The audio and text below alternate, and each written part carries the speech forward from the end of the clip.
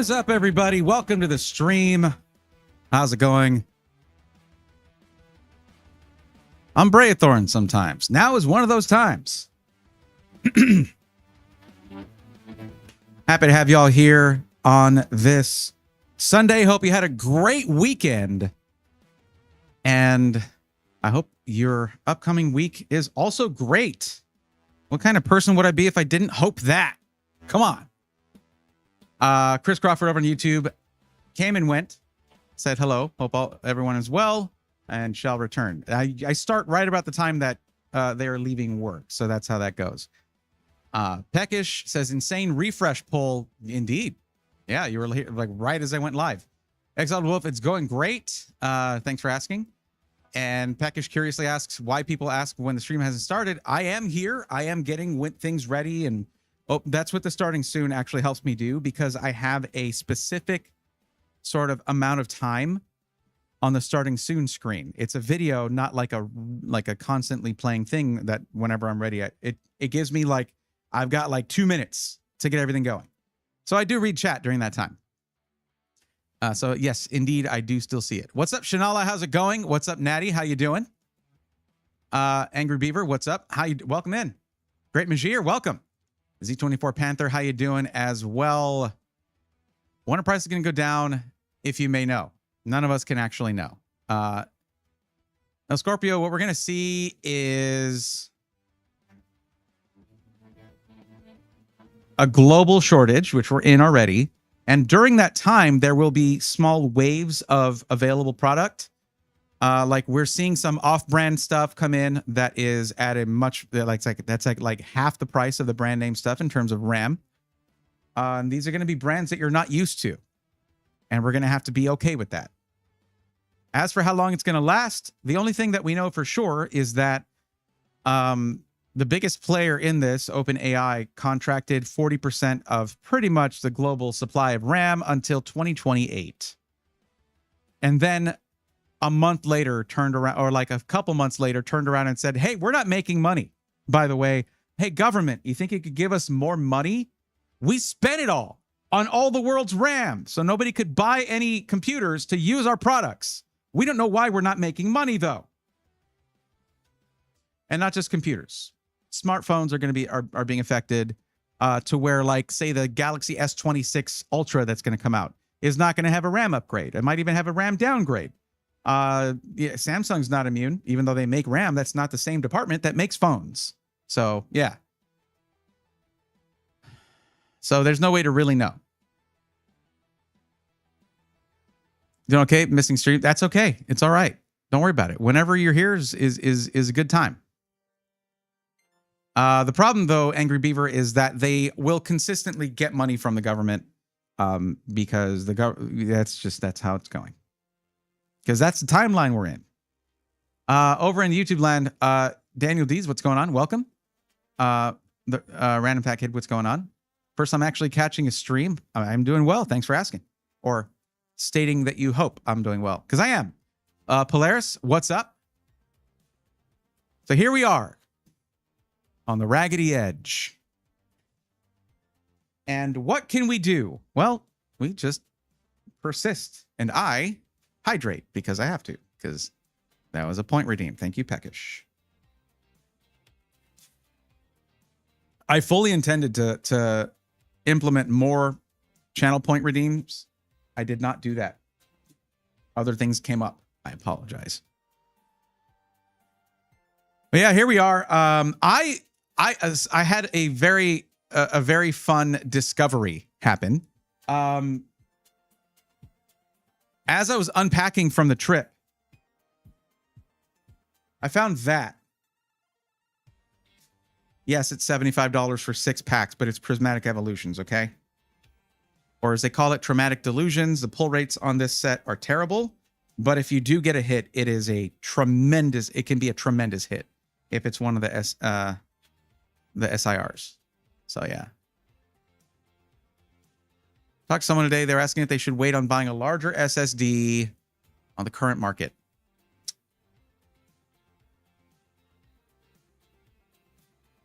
I advise them on if they can, they should buy now. There's zero guarantee the shortage will end anytime soon, and the trend is for prices to just increase. So if they can, they should get an SSD now. Yes. That's the way to go. Debate on moving forward with a PC refresh.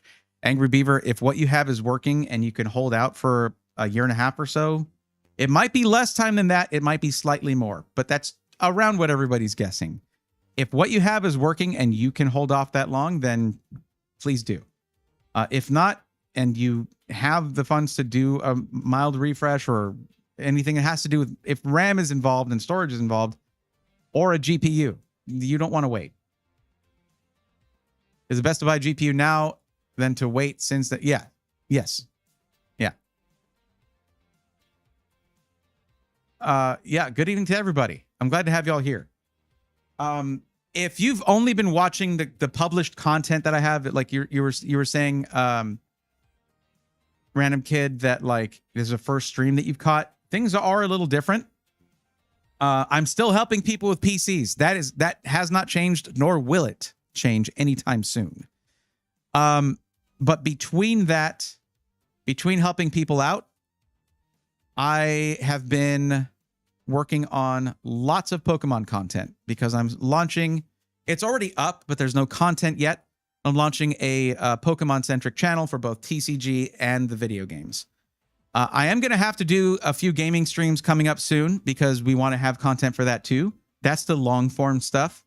The TCG is the short-form stuff. So that's already out there. If you want to go and, well, actually, if you just go to all my links, if you're look in the description, let me see. I think here it's socials. If you go to my link tree, which is linked in the description of the YouTube stream, or you can hit / socials on Stream Elements there, and there the link pops up. The channel is Braethorn EX. And yes, I know that's a great way to make sure y'all know it's me, but it's me doing Pokemon stuff. So yeah, that's the new channel. There's nothing on it yet, but you know, a handful of y'all have subscribed. I appreciate that. Braxton, no problem. I tried not to, I don't think I took too long to respond, but I wanted to just let you know. Yeah, I mean, I didn't, with traveling and stuff, I didn't really have the time to go in and really analyze it, put together a PC part picker list and see what it would cost now, and then subtract for a percentage for it being used, all that stuff. The other thing that you want to do is you want to, because it is Zydax that you got that from originally, you'll want to reach out to them or at least check the terms of the warranty to see if that lifetime warranty is transferable, because that's a selling point if it is. They've had issues in the last year or so with fulfilling that warranty, which that's a new thing as far as I know. But still, a warranty is a warranty. So seeing if that's transferable would not be a bad idea. Angry Beaver, I appreciate that. Thank you. And you know what? Honestly, I don't do this stuff so that people will be tempted to go out and buy Pokemon packs, because that's like, unless you're able to do the collecting thing or you have other reasons to do it, whatever, you know, unless you're already like, it's not a cheap hobby. It can actually be. There's ways to get into it where you're like buying other people's bulk cards. You can build decks if you want to play the TCG. Pokemon Company has made sure that that is not expensive to get into. But as far as collecting, it's not cheap, unfortunately. But either way, so here's the thing. If you're here to get help with a PC, yes, you can still buy a PC. It is much harder to do anything DIY involving RAM, GPU, and storage. But pre-builts are, as they usually are during global shortages, pre-builts are the best option, your best chance to get a somewhat decent deal, relatively speaking. Now, if you want help with that, I have a form that you need to fill out in order to get that help. It's not a thing where you just put a bunch of questions in chat that are very vague and I got to dig for information. No, you fill out a form. There's two ways to get to it. If you're in Twitch chat, that link is going to pop up every 5 minutes in chat. Right there, right now, actually. So you click that link, fill out the form. You're good to go. If you're watching on YouTube, just go to the description. It's the first thing there. Fill out the form, linked in the description, and you will get on the list to get help. And what will happen is whoever gets on the list to get help, I usually start with doing some Pokemon stuff just because it sets a a less negative tone than, yapping about computers the whole time. We have some fun with that. That's good. But then I help somebody out. And then between that, like after that, I'll do a little bit more Pokemon stuff. Then we'll help somebody out and so on and so forth. Now, if you have filled out the form, I don't automatically know. Okay? I'm not here staring at the spreadsheet, just waiting for names to pop in and then correlating that to a list of users in chat, especially people who have not said that much at all, because then I'll be like, wait, are they here?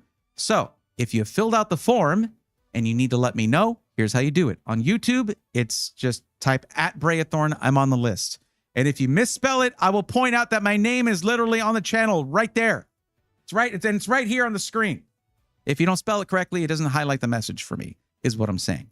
On Twitch, it's even easier. As long as you're following the Twitch channel, then you have a free emote that says, I'm on the list, with a neato space galaxy background. Okay, that's your way of letting me know you filled out the form and you're waiting for help.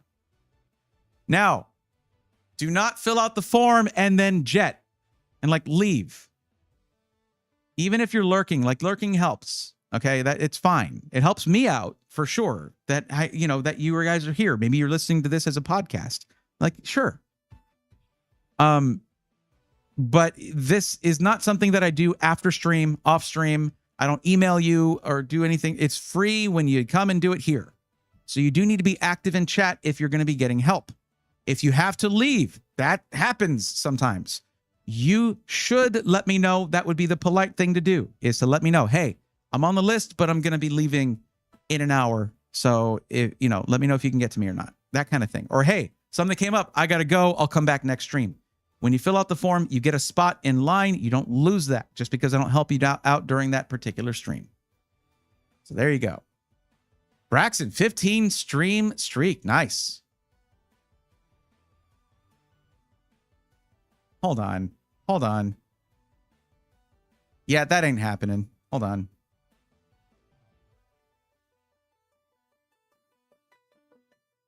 There you go, Natty. Now you have other emotes too. Collecting is something I've been wanting to do since I've hit 40. Yeah. Whoa, hey, Braithorn gifted a sub. Yeah, let's go, nerds. That was me. I am Braithorn. Yeah, you spent hours and hours on a spreadsheet for me to collect Pokemon cards. I'm not going to gift you a sub. Hello?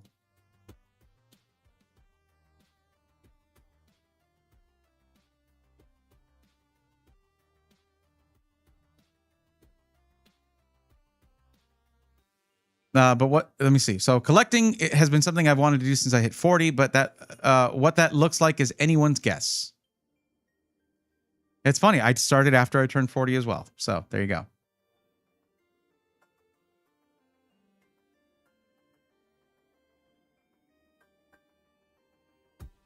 Scorpio, thank you. I appreciate you guys. Bill DeBurr, how's it going? Welcome.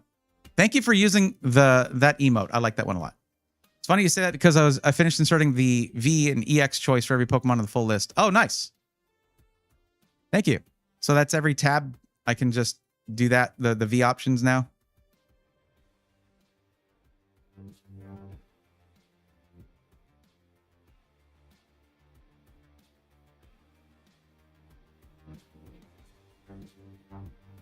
Do I need to refresh?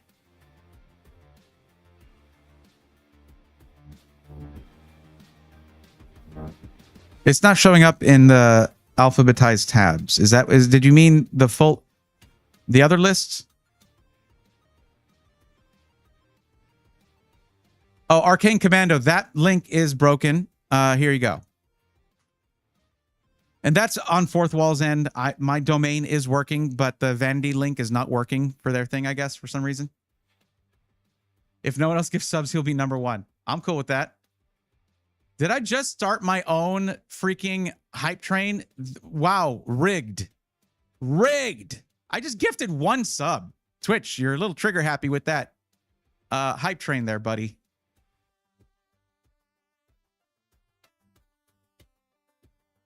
Scorpio, there's a reason for that. I don't ask It's fine for, in my opinion, for streamers who stream for a living to be like, yeah, gift subs, drop primes, like, you know, here's these incentives for donating bits and things like that.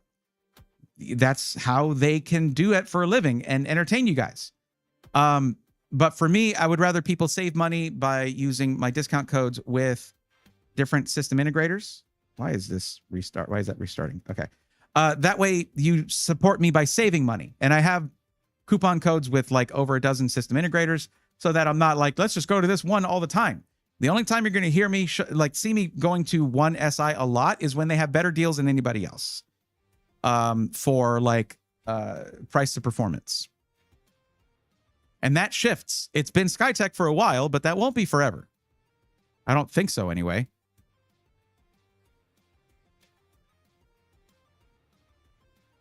On the full list, yes, the individual ones I'm going to take a break from because I really want to work on trying to make the sheet communicate all over. You don't have to do that. You really don't. In the main list, the full list, I was going to go in and delete everything but just the Pokédex number and the name, because that's for me to reference Pokédex and number versus the name for when I'm doing like a Japanese set or a Chinese set, or I don't know, we'd get to Portuguese, you know. But yeah. It said the codes didn't work in Canada. Which codes are we talking about? Has anyone ever used Jawa? Yes, actually, Scorpio. We even get Jawa builders in chat at times. Yeah. Who was it that was having a problem with their build from Jawa and was not getting a response from their builder? I need to see if they ever got a response or not. My discount codes didn't work in Canada. Where in Canada? You can't just go into a random store, like go into Canada Computer or whatever and be like, hey, code Braethorn. I don't know them. So it has to be a website, like a company that I have a code with. Machiavelli, what's up? Welcome. Andrew Springer, what's up? When did you find Bray after you buy a pre-built from Best Buy? Is that Andrew, or is that a autobiographical story right there? The Venerable Alucard is a Jawa builder. That is true. Yeah, Joker Man, I need to know what site you're talking, what company you're talking about.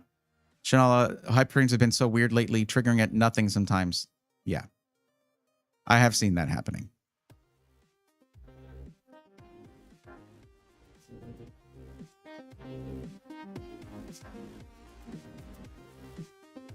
Well, Andrew, if you're having issues with it, at least Best Buy has a pretty decent return policy. If it's still with, if you have their membership thing, it's longer. I guess it's only like 2 weeks if you buy directly from them without the membership thing, which is just stupid. It should just be a thing in general. Okay, so Best Buy and Canada Computers that I tried. Joker Man, I never said that I have coupon codes at Best Buy or Canada Computers. I don't have coupon codes with any Best Buy. They don't really do coupon codes with creators as far as I know. Like, I don't think I've ever heard of that happening. And Canada Computers, I've never spoken with them. It's also not listed under the coupon code section in the Discord. So when you say it's sad the codes didn't work in Canada, it's sad that my codes also don't work like at a lot of company websites that I've never spoken to.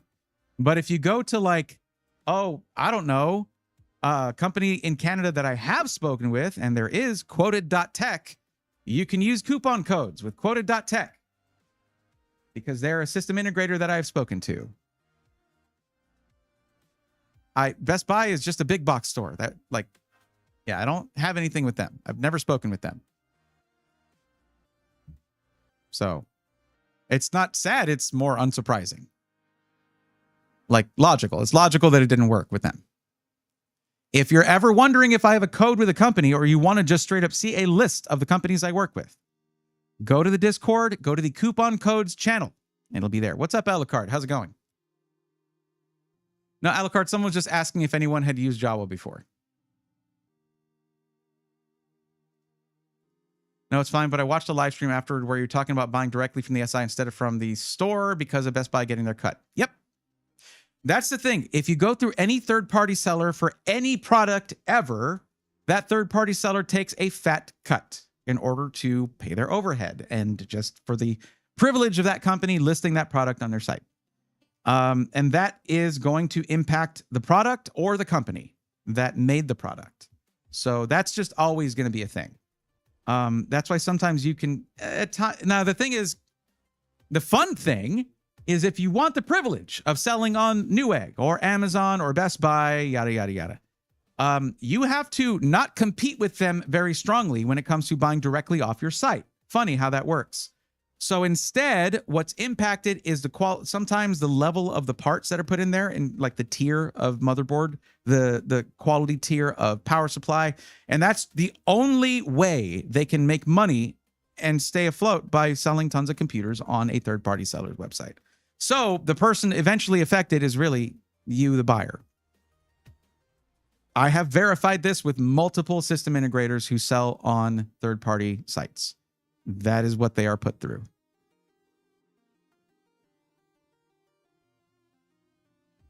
And they get lesser parts because they have to share the cut. Yep.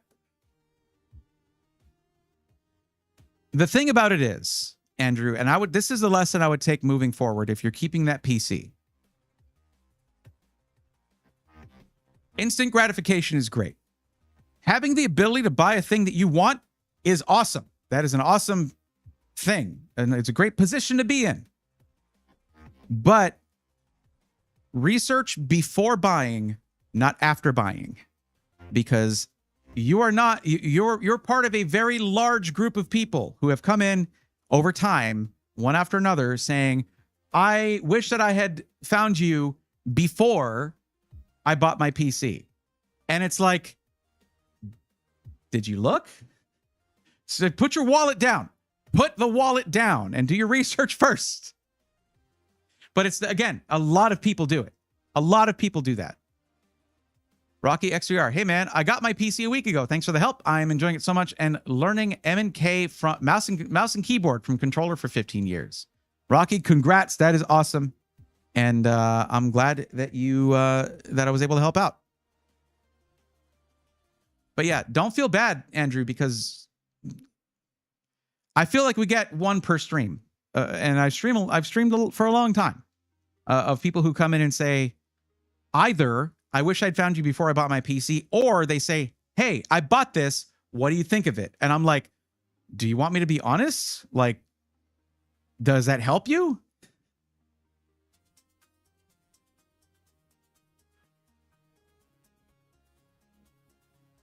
Coupons would be with system integrator sites other than, yeah, yes. I've used Java for parts, not for full builds. It all depends on the seller and what warranty support they will provide. Don't you sell on Java, though? Like you flip PCs, sell them on Java, or build PCs and sell them on Java? That's what was mentioned, was that you're a Java builder. But I mean, yeah, that's what Angry Beaver was saying. Okay, so nobody, other than demonstrating how the emote works, nobody has said on YouTube or Twitch, hey, I filled out the form. So we're going to do a Pokemon thing first. We'll record a little video. And yeah, I think I'm not going to do a thing like calling it Wheel Wednesdays and it's always going to be on Wednesdays. I'm just going to do the wheel as a thing. And we're going to do a wheel spin and we're going to, yeah. Said before, Braithorn help build 2 rigs for me. The second has been used for streaming live DJ sets in VR and working perfectly. Always happy to help. Natty said, I did it myself. What did you do yourself? What do you mean? What did you did? Oh, there's an ad right now. Okay.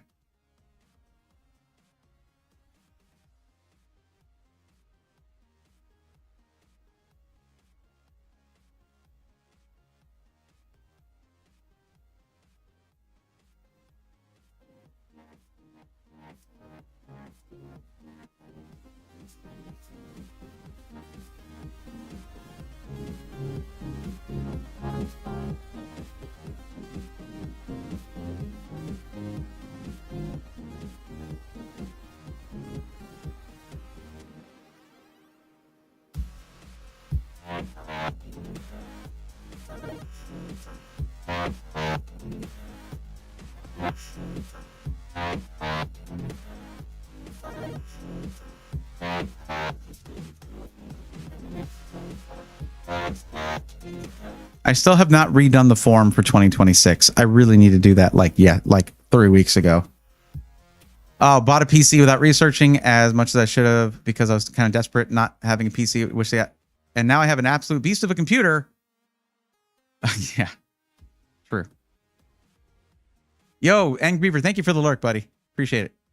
I saw there was this case from Thermaltake that is more meant for dual PC builds. Yes. Oh man, there's a couple of shorts we never released, and I need to, like, the thing is, we're all in on the Pokemon channel right now in terms of trying to generate a pile of things so we can get, so that's ready to publish as the days go by while we're working back on the PC channel thing. But there's a couple shorts that we never put out from CES, and one of them was talking about that case. Bone Shock, what's up? Welcome. All right, 1 second.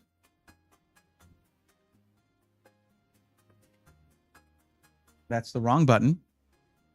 There we go.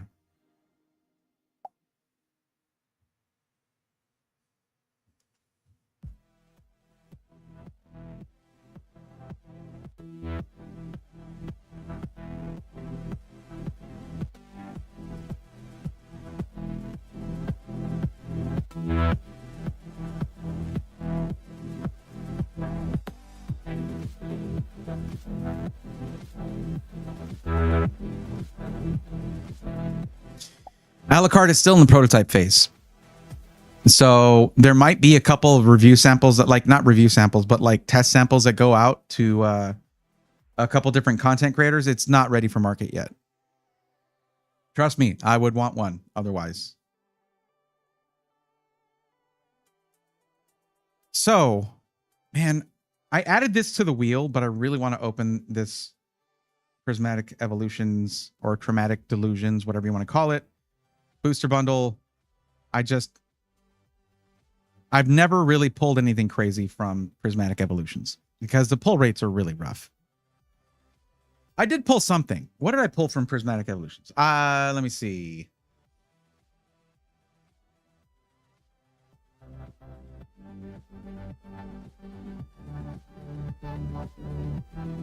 Well, apparently I caught 13 new Pokemon. Well, here's what I'm looking at. This is part of the Pokemon Catch Master list. And as I'm going, starting back from when I came back from CES, I started tracking how many new Pokemon for the Pokedex I caught and then how many upgrades there were.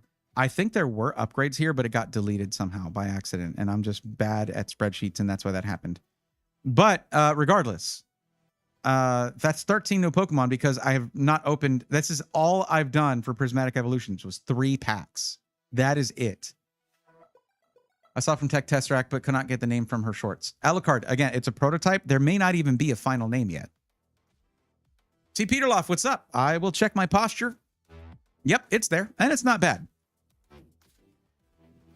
Yeah, it is still in the works, Andrew. I recently had a meeting in, I went out of town for some meetings in late 2025 that I'm still waiting on responses for that are going to have a major impact on that because I have to start over from scratch. I basically am like, I'm going to do it right. And I'm just going to get it done once I have all the ducks in a row. So that is a game-changing series for me. So it just can't be, it's evergreen content. It cannot be done halfway. The View TG Cross. Okay. I guess maybe it has a final name, but as far as the last word I got, unless there's been a change since CES, which was a month ago, it was still not ready for market as far as I was told by Thermal Mike.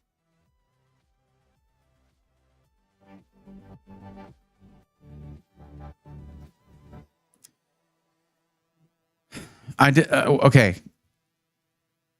I did open a game yesterday and the GPU and CPU percent were 99% instantly. Kind of freaked me out. It'll do that. It'll spike and then go back down. And also, your GPU running at 99% is something you should be used to in games, especially for running like 4K or 1440p. But just in general, games are supposed to get the maximum performance out of your GPU. That's very normal.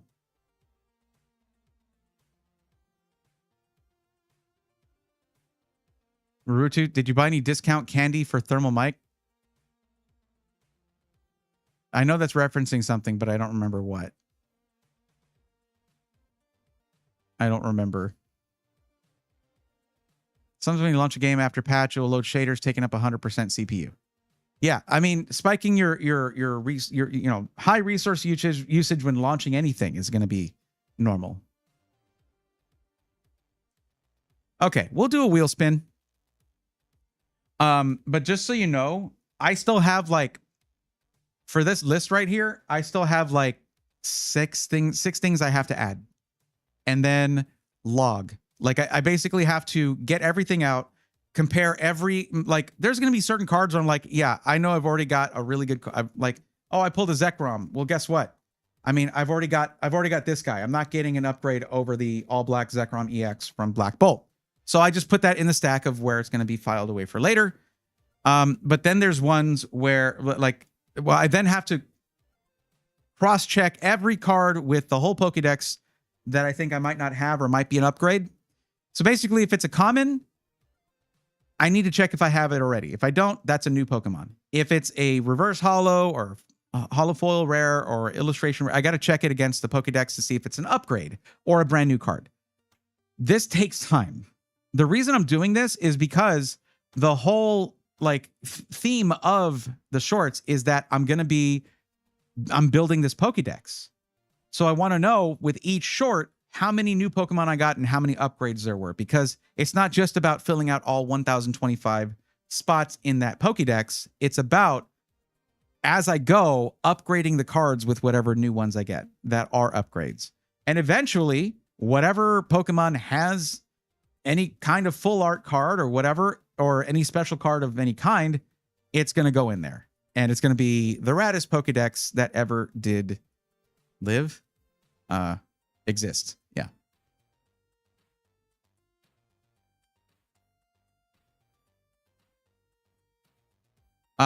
Check the version history.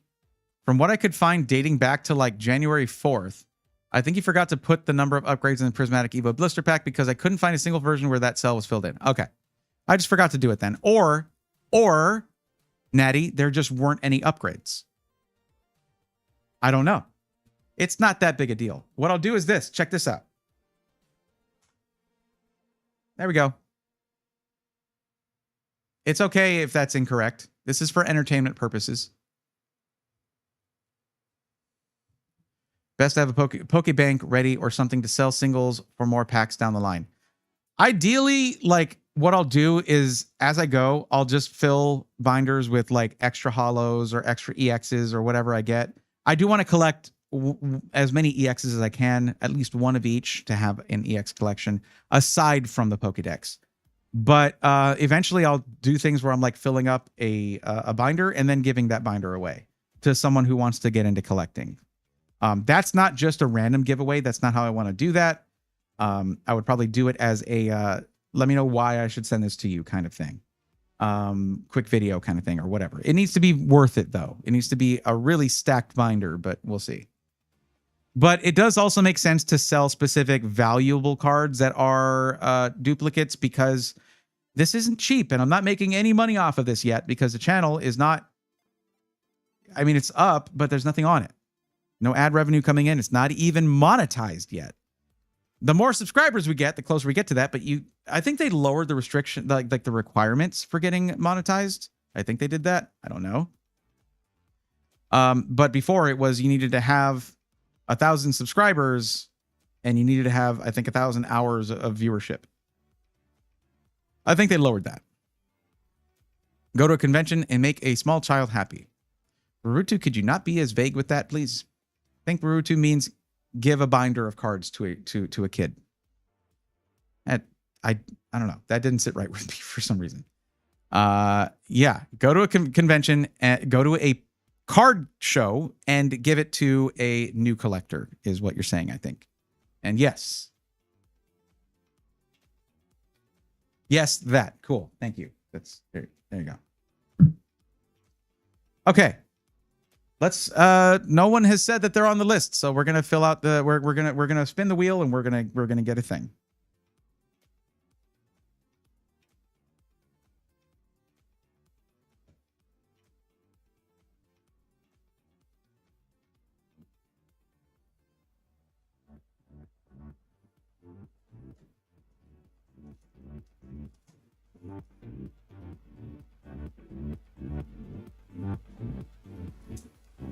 I really want to do more Nihil Zero too.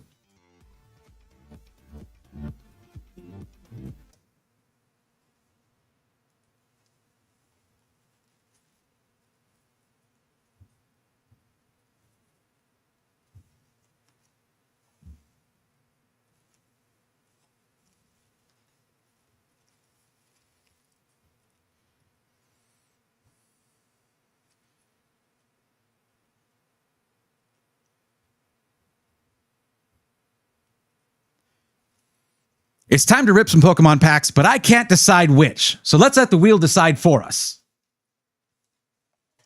I am recording right now, by the way, in case that wasn't obvious.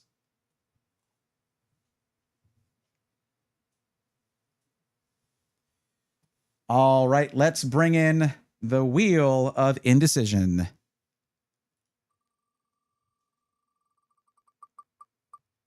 And it's oh, this is good. Oh boy. A Journey Together face-off. That's good. I like that. Okay, let me explain. So first off, we get rid of the wheel. Bye-bye wheel. Get out of here. Now, I have a Journey Together booster bundle. This has 6 packs in it. But I also picked up these check lane blisters from Walmart at retail price that have 3 packs each. So we're going to open both of these, well, all 3 of these, and it's going to be blister packs versus booster bundle. Let's see which is better.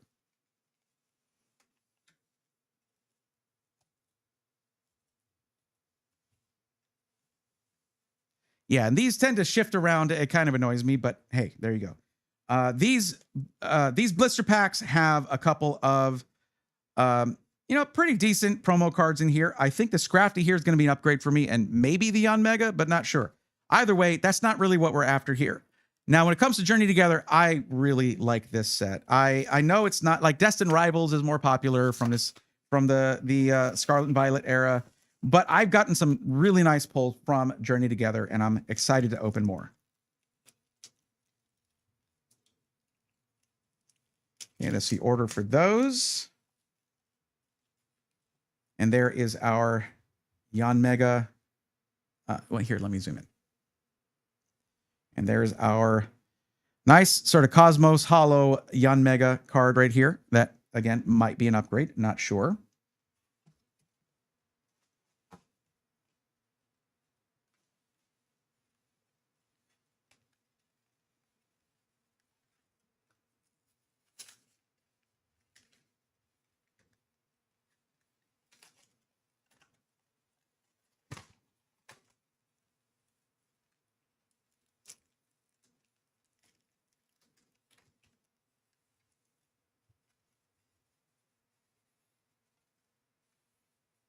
And there is our Scrafty Cosmos Hollow right there. So that also could be an upgrade. I would have to check my Pokédex spreadsheet, but we will see. So here's the question, though. Do I open these individually or do I make it a mega pack? I think I'm going to do these individually.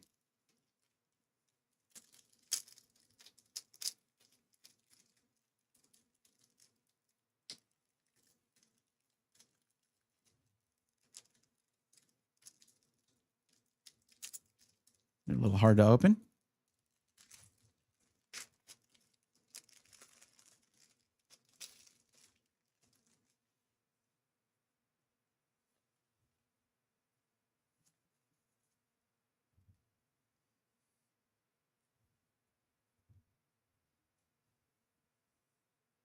All right. Okay, starting with a lightning energy there.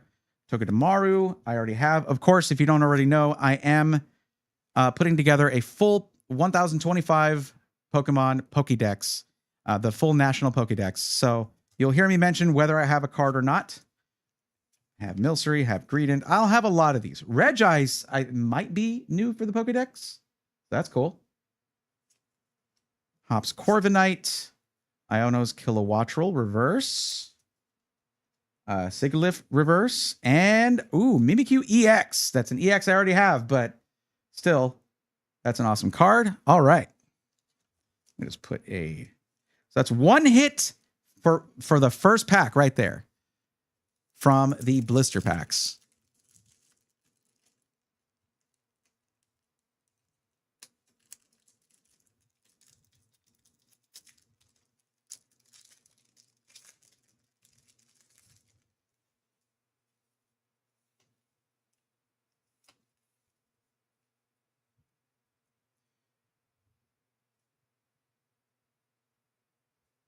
Okay, you're on autofocus. Act like it.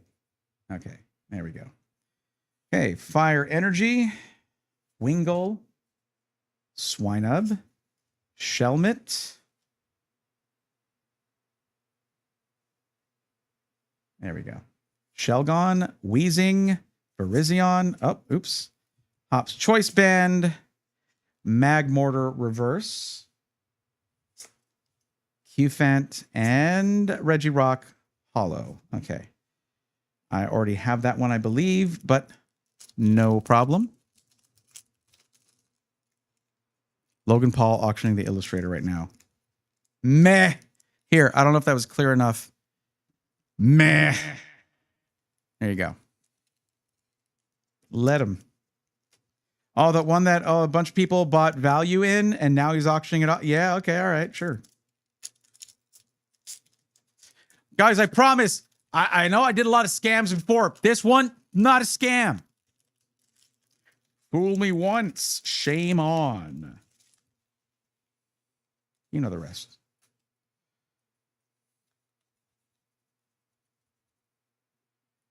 All right.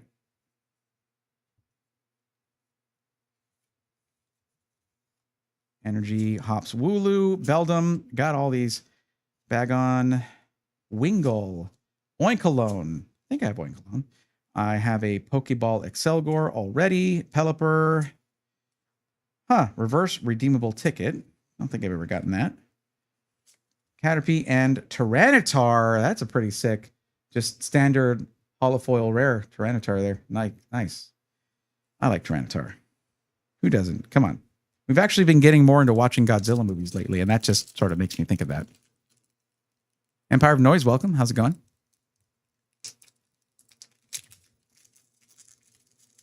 Sorry if I'm not reading your chats. I'm recording a video right now, so sorry about that.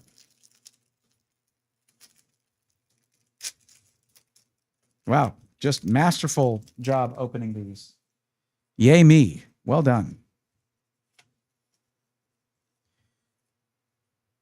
Okay, Psychic Energy. Shelgon again. Milcery again. Paldean Whooper. Black Belt's Training. Oinkalone again. Bayonet. Hops Bag again. Reverse Shelgon. Hops Silcobra. And Hops Dubwool Full Hollow. I have that one already. It started off too strong. Not doing too good right now. We're in the second blister. This is the only thing I got out of that first blister pack. Just not looking great. The problem is you're more likely to find these 3-pack blisters at Walmart than to find booster bundles. So they need to be good still.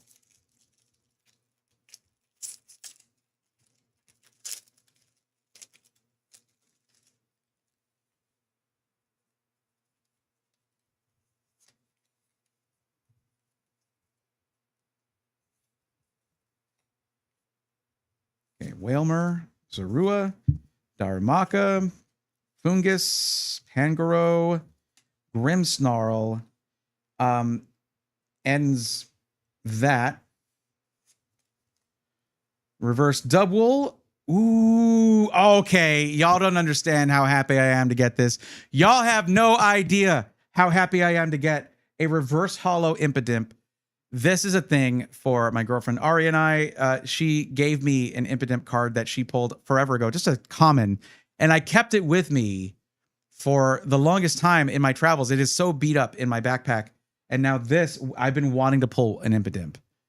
Like, I didn't even know there was one in this set. So she's going to be super happy when she sees this. Is it silly? Yes. I don't have a follow-up to that. I just don't care that it's silly because it's important to us. Okay, and Lily's Clefairy EX. So that is at least one hit per blister pack. All right. EX cards are cool. I love EX cards. I collect EX cards. So I have both of those, but, you know, this is the last pack. Let's get some last pack mojo here for these blisters. Come on, RGB. Help me out, buddy. Okay. I hate the way Journey Together opens, apparently. I don't like it. It's not opening that easily. Like, some of these have a really nice, clean open from the back like that. Some sets do. This one just seems like it doesn't. Oh, well. I don't know if you would call those promo cards, by the way, that are in their hits. I mean, they are they're like just Cosmo Hollows, basically. What's up, Rubu? How's it going? I'm actually putting Impidimp right there, and I'm going to put a sleeve on. Again, it's special to us. That's what matters. Wait, did I just get double Torchic? Double common Torchic? What the heck? Iono's Wattrel, Squawkabilly, Spiky Energy. All right. Super Potion. Stay focused, buddy. Okay. Darmanitan and Darmanitan. Reverse Delmise. Reverse Iris's Fighting Spirit. And a Hollow Magearna. Okay. Not an amazing showing from the blister packs, but I will forever be grateful to them. To those blisters for giving me this reverse hollow Impidimp right here. That right there for me and my girlfriend is gonna be very cool. Like that's gonna make her happy and me happy.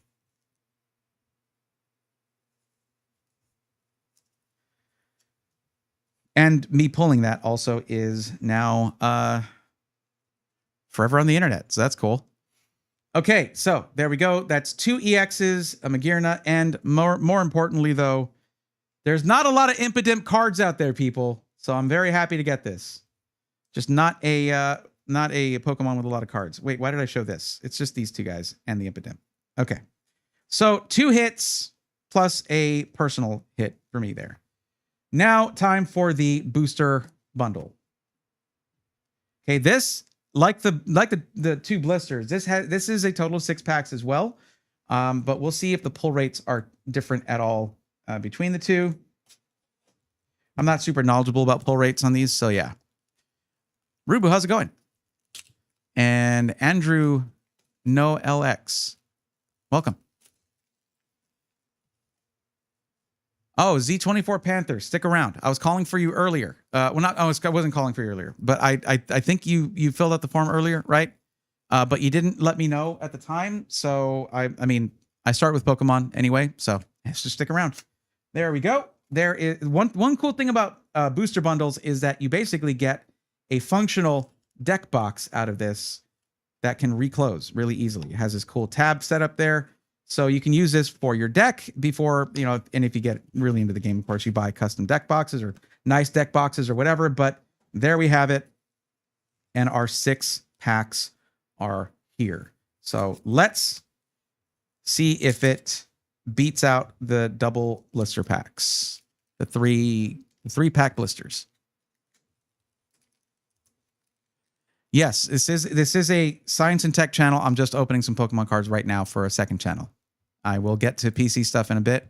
Andrew, if you're looking for help getting a PC, that's the main thing I do here. Like on how to find one, there's a form. It is linked right above where your first time chat is, right above Natty the Panda there. That's the link for the form. See, this opened much nicer. That's how I like those to open. I don't know. A little biased towards that. Okay. I should actually, you know what? Hold on. I'm going to move all of these cards so I can kind of keep them separate. I don't know how much I want to separate these in terms of tracking for how many are upgrades or hits or what. I mean, upgrades or new Pokemon. I'm probably going to keep that together in the final video, but still. Okay, there we go. All right, so here we have it. All right, Water Energy, Bagon, Togedemaru, Squovit, Paris, Hop's Choice Band, another one of those. Articuno. I think it was from Journey Together that I got the Articuno illustration rare.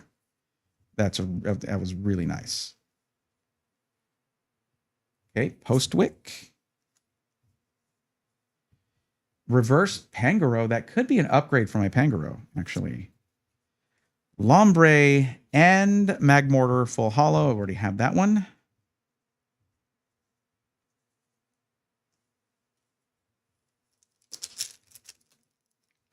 There's a very cool, I think was it Lily's Cutie Fly? Or something, full art card, or SIR in this. Where's my, whatever, I'll just open it this way.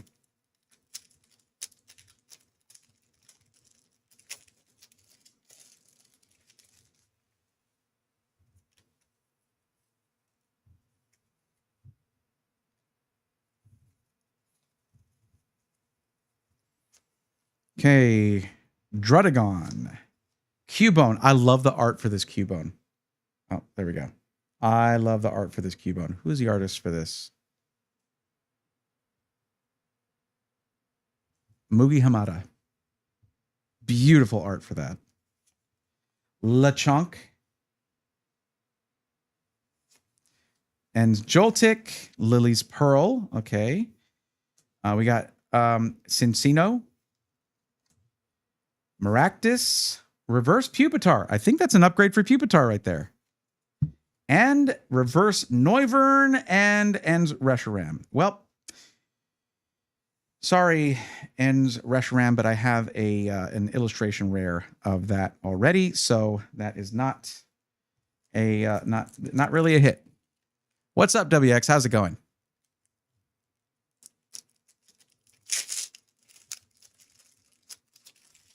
Yeah, we're coming to the end of this. So hang in there, everybody.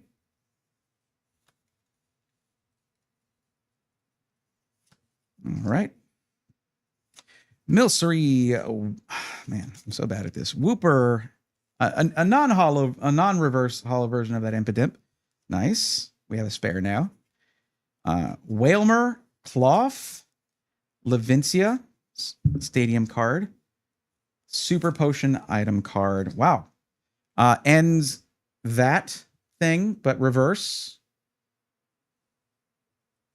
It just blows my mind that this is the name of a card. This is a legit name of an item card.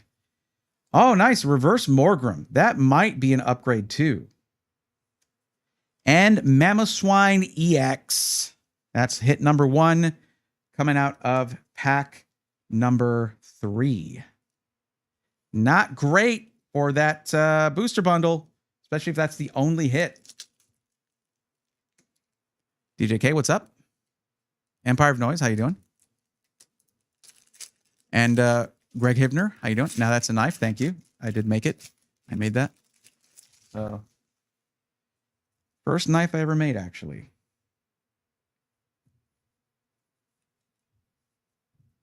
I feel like this thing keeps wanting to focus on the table because I have too much detail for the background here. Keeps wanting to focus on that. Energy Larvesta. Look at the art on both of these. I feel like both of those are really cool art styles. Metapod. I don't know that I have a Metapod. That could be a new card for the Pokedex. Nice. Black Belts Training. Voltorb. Toadscruel. I have a full hollow of that.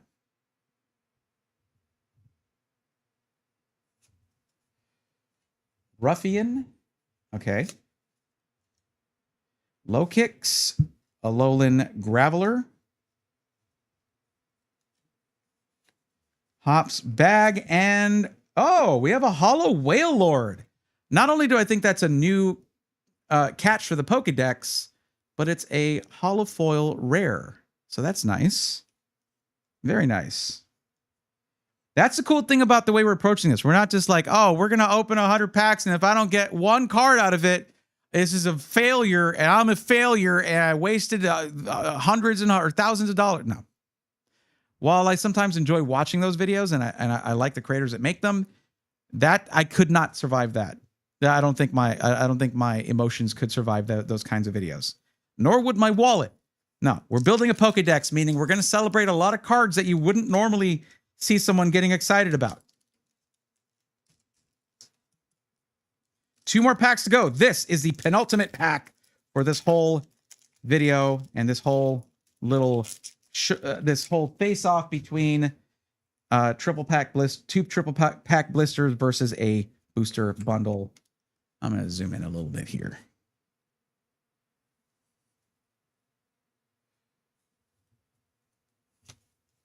I know it's Tadbulb, Cramorant, Florgato. I don't think I had Florgato. Nice. Hops Rookie D. Hops Corviknight. No Corvisquire to make that a full set. Pangoro, Banette, Alolan Marowak Reverse. Could be an upgrade. Lilligant Reverse. I think I already have that. Potentially. And Hops Dubwool again. Last pack mojo, buddy. Let's go. Come on. RGB, need your help on this. We got like no big hits from this so far. 12 out of 12 packs, out of 11 packs. Not one full art card. Not one.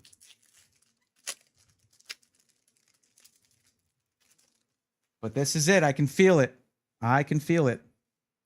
I still got new cards for the Pokédex, so I'm happy regardless. But I don't want to change my opinion of Journey Together. I really like this set. Oricorio, Purloin, Professor's Research, Lily's Cutiefly, but like the normal common version of that. Combuskin, Alolan Golem. That could be new. I think that's new. I don't think I had a Golem yet. Escavalier. Reverse Petalil. Reverse Squovit. And a Hollow Magearna. Well, I didn't expect this to happen, but it would appear the blister packs won. And maybe I lost, but still, it was fun to open them. And we got new Pokemon for the Pokédex and some upgrades. So, and if we did, those are right here. I'm guessing on that. Okay, get subscribed so you don't miss the next openings. And as the Pokédex continues to grow. Yeah, well, what are you going to do? Recording off.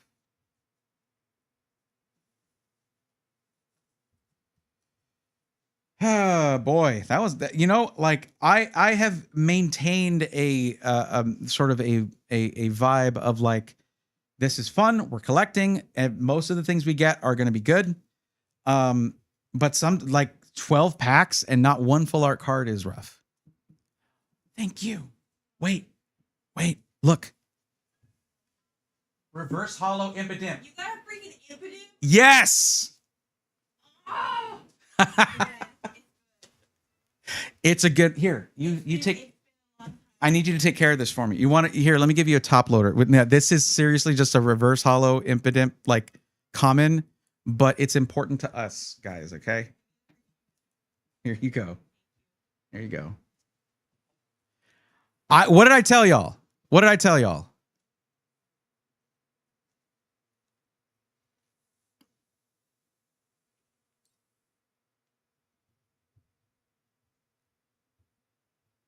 Natty, thank you. Thank you for that. Oh yeah, I'll check it out.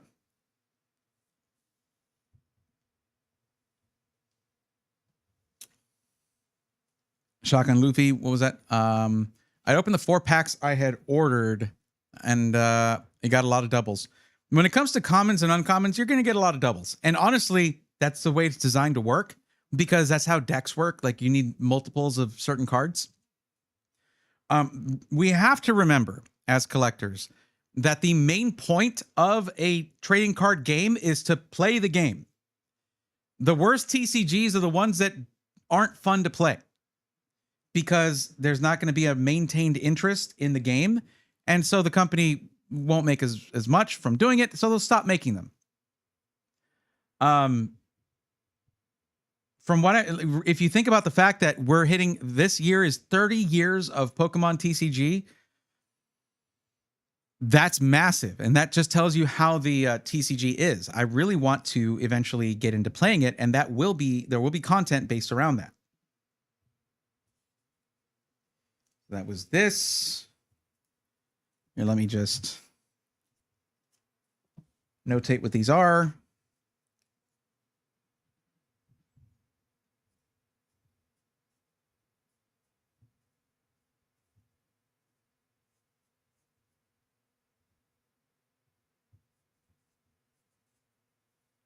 So 15th today, right?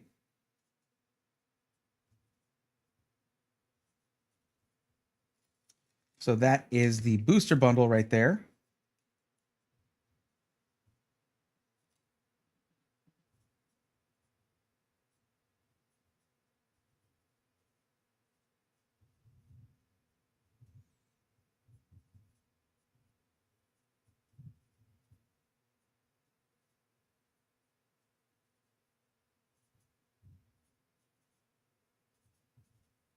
So I do that.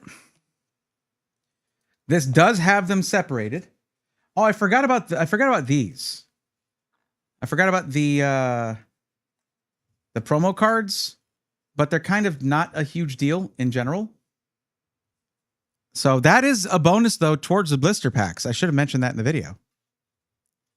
Yes, that was WX. That was my girlfriend. Yes.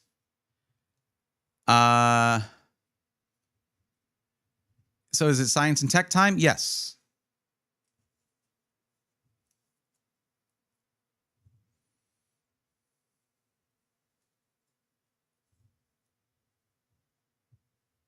I got to tell y'all, like, there's times where I'll tell Ari about like this insane pull that I got, where I got like, I mean, even this one right here, even the all black Zekrom EX from Black Bolt.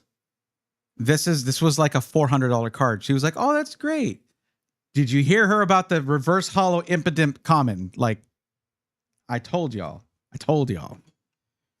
That's what this should be about. It should be about what fun you find in it. You know what I mean? Like what you want out of it. Not what other people tell you should want, and not the way other people do it. Collecting is a very personal thing. Of course, says the guy who's making a channel about it. Well, I'm also making the channel about Pokemon gaming as well, okay, to be clear.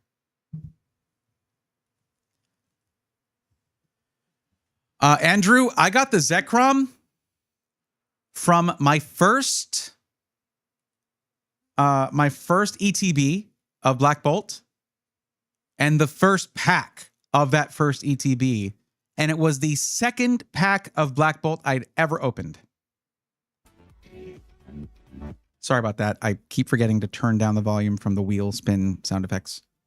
I got the Victini like last week. That's dope. That's why I'm still doing some White Flare, but I don't know what it is. White Flare is just not as kind to me as Black Bolt was. Love 7 Brew, what are you drinking tonight? Dark chocolate mocha chiller thing. Hey, we got the girlfriend card day after Valentine's too. True. That is that is true.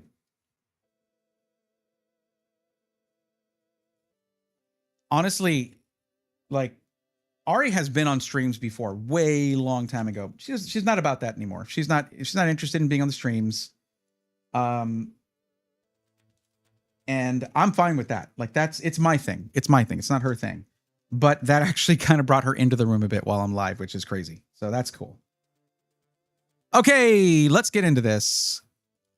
So as for the list, so let me see here. Did you ever put in the emote Panther that you're on the list?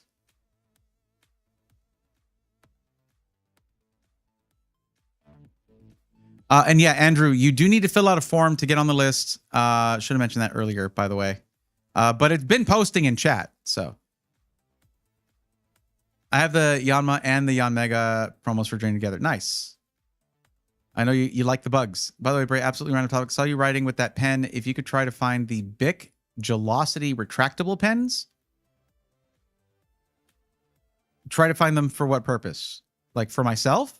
Because I'm using a Sharpie because I need the writing to be big so I can see it from, like, I'm on this desk, the stacks are over there, and I'm like saying, okay, time for me to get to the Journey Together face-off stacks. And I can just, boom, grab them, you know? But what's up, Coltrane? How's it going? I'm watching on YouTube on my TV and Twitch on the borrowed PC I'm using. Okay. Well, it's no problem. Don't worry about it. It's fine. If you're on the PC, the emotes are just going to be like right here. And if you're following the channel, then you already are. It shows that you're following the channel. It's just, it'll be free for you right there.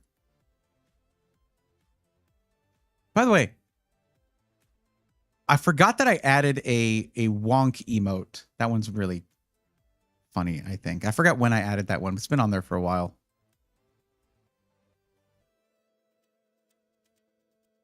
It's RGB winking and it says wonk. Okay, it's a great emote. Yes, WX, you do have yours. Yes. I say it all the time because of you. Oh yeah, for yourself, I just go to a specific pen. I like it a lot. I never thought I'd be a fan of a pen, but here I am. Hey, when you find something you like it. Anyways, Panther, don't worry about it. We got you here.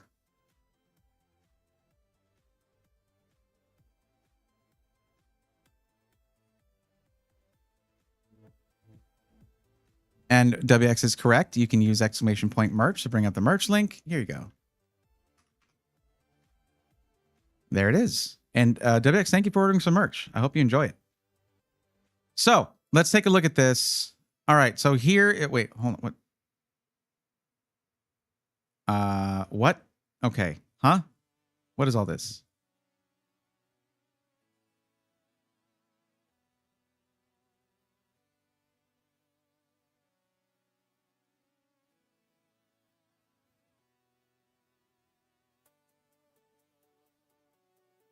Okay, so we're doing a partial DIY build.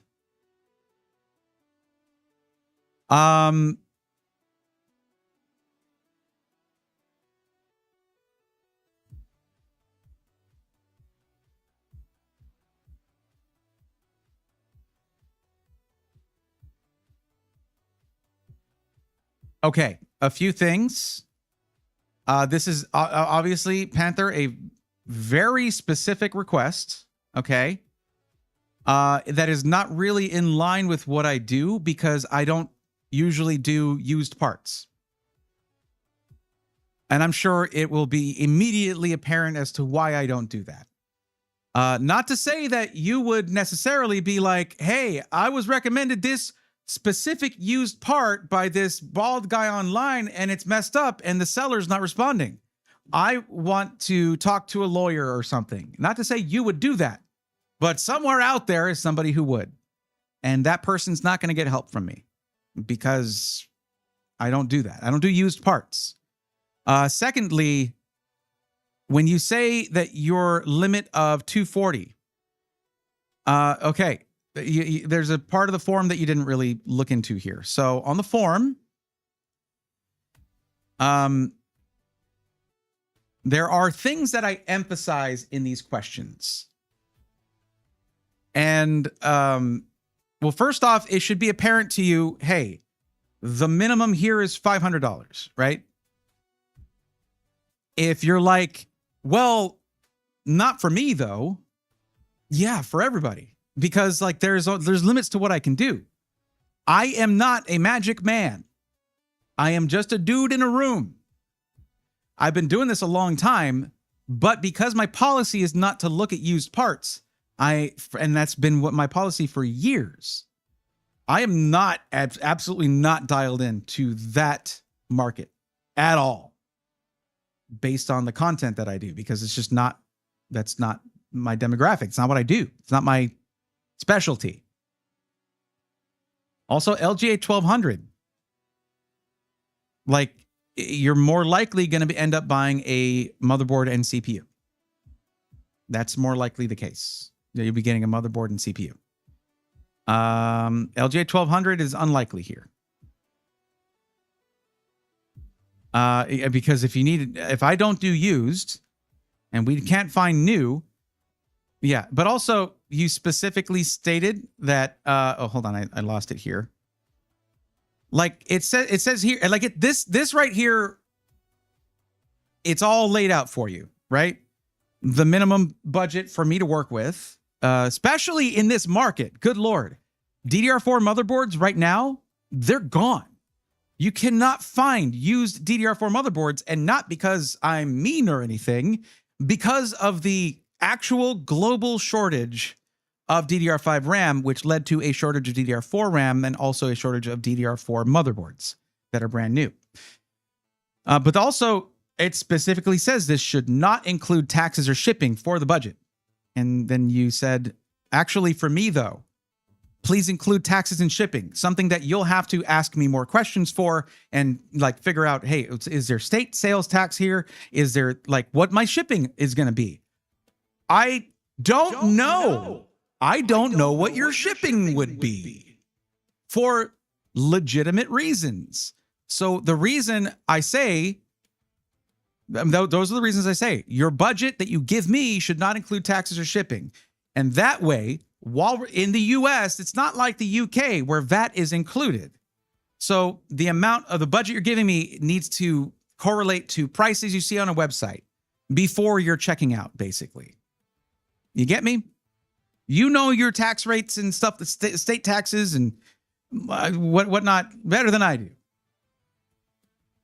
So this is the reason I have a form. You know what I mean? And I understand that your budget is restricted. I understand that. But you are free to ask, like, hey, why is the minimum budget $500? You know? And then that would have sort of, you know, but it's okay. This is fine. This is something that I haven't discussed in a little while. And it's good to refresh everybody on it a little bit. But if you're looking for used parts right away, I'm not the guy. I'm not the guy. And also, like, you do need to go into this. You might not have knowledge of the issue right now of, hey, global shortage. And I have, wait, you said you have what? DDR4 memory, right? You have DDR4 RAM. The motherboards, like, even if we could find a used one for you, a lot of them are going to be either overpriced or gone. So let's look real quick. Instead of me just yapping about it.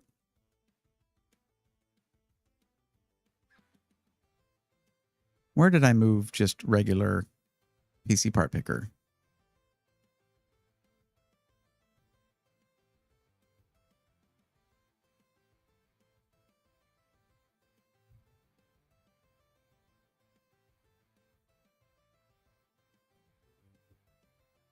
I guess I was already doing a budget build here. Well, see, like, there's builds here that are, this is an entire build, by the way, that is $563.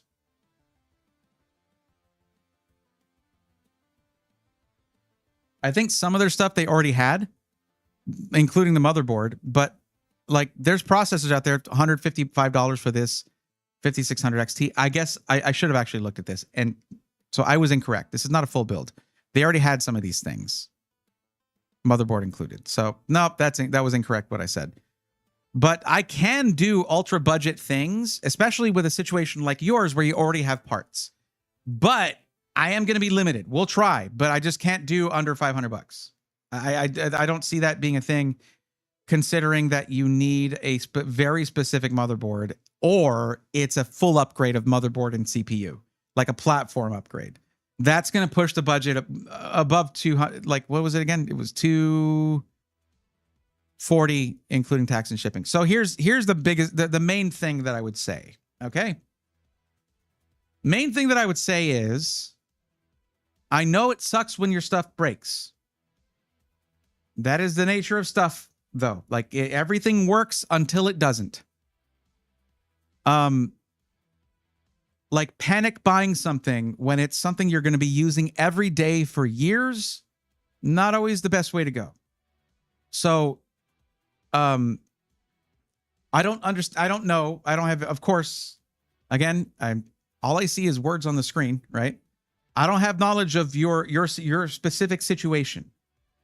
But if it's possible for you to wait a little bit, not too long, but you're not buying RAM, you're not buying a GPU, so you're fine with waiting a bit, and try to save up a little more. New CPU and motherboard. Wait, you said you need case, power supply, and motherboard. So that would be case, power supply, and motherboard CPU combo. I can throw together a list for that. We'll find something. And then you're just like, okay, I need to save a couple $100 more, and then I'm good to go.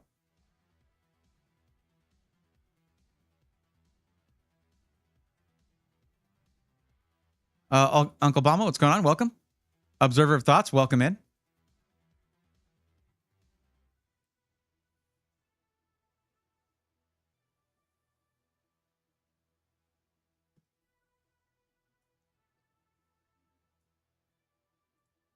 Let's try this.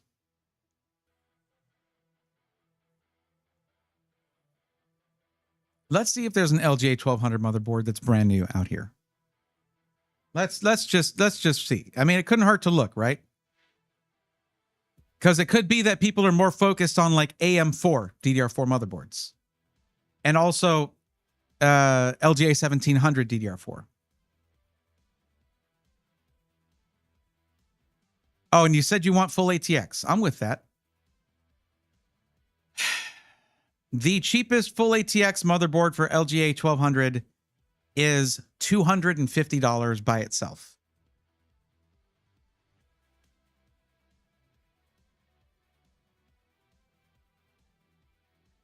There are there's MATX ones.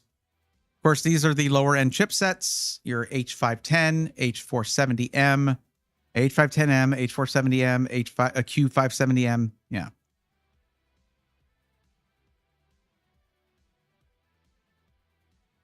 So with a lowest price in full ATX of $251.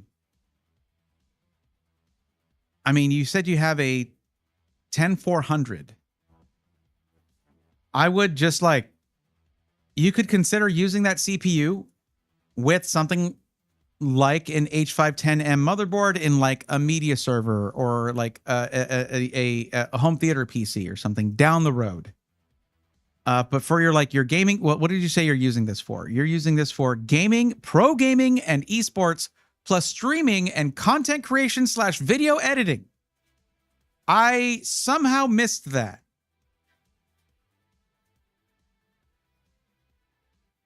Okay, we got more to talk about. We do have more to talk about here.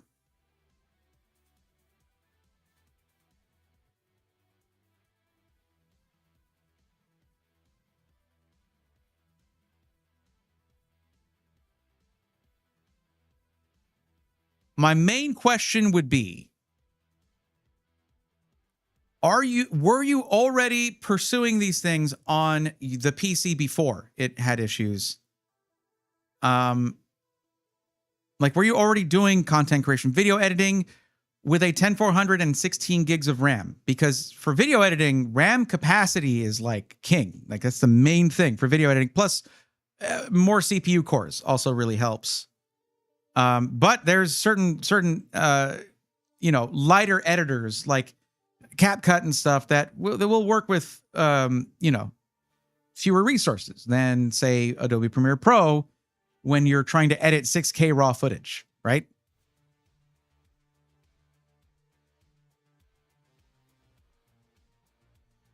Also, I'm guessing, because you said that your case, power supply, and motherboard were proprietary, I'm going to venture a guess that this is a Dell PC. Is that correct?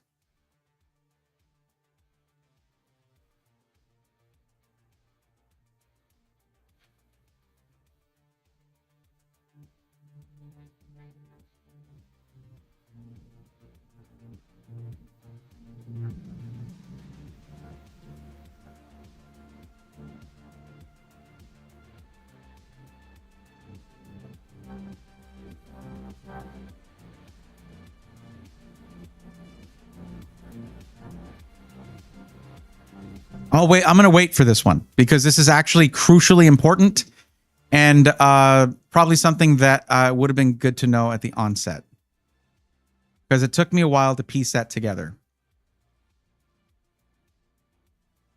Is that a Dell? It sounds like a Dell. That's something that Dell does. Or maybe older HP. HP has improved on their proprietary parts, but they're not, not completely out of that. Mostly, yes.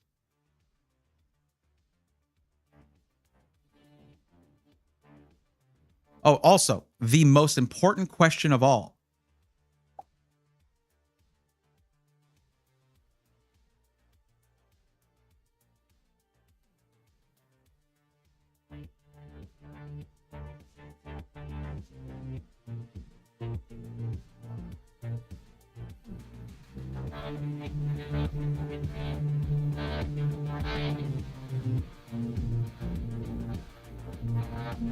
So what about that?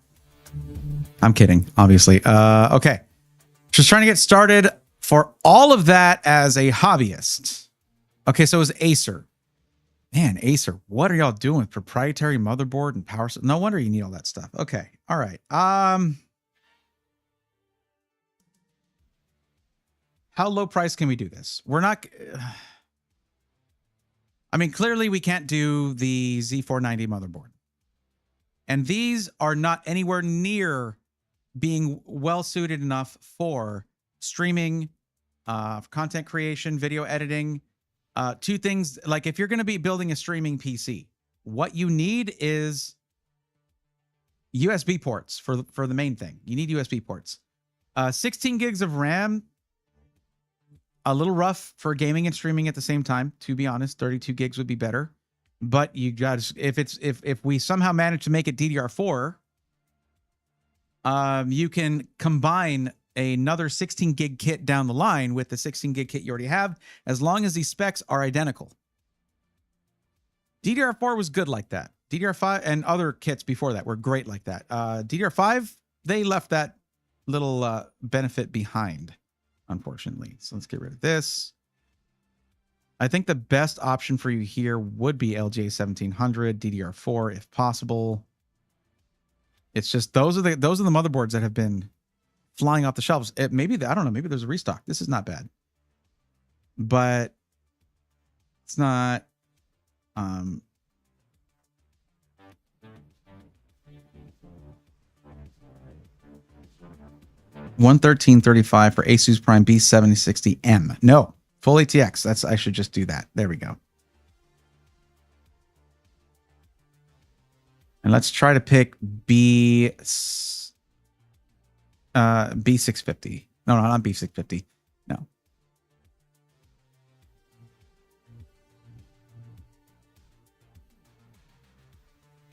B670.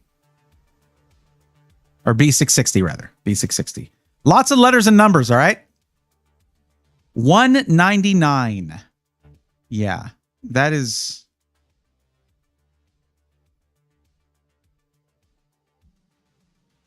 It's not great. That is bare bones. For $200? Okay. Yeah. I'm guessing this is not sold, like this is being sold by a third-party seller. Or like an individual seller, or not Amazon directly, I'm guessing. That's more than that used to cost.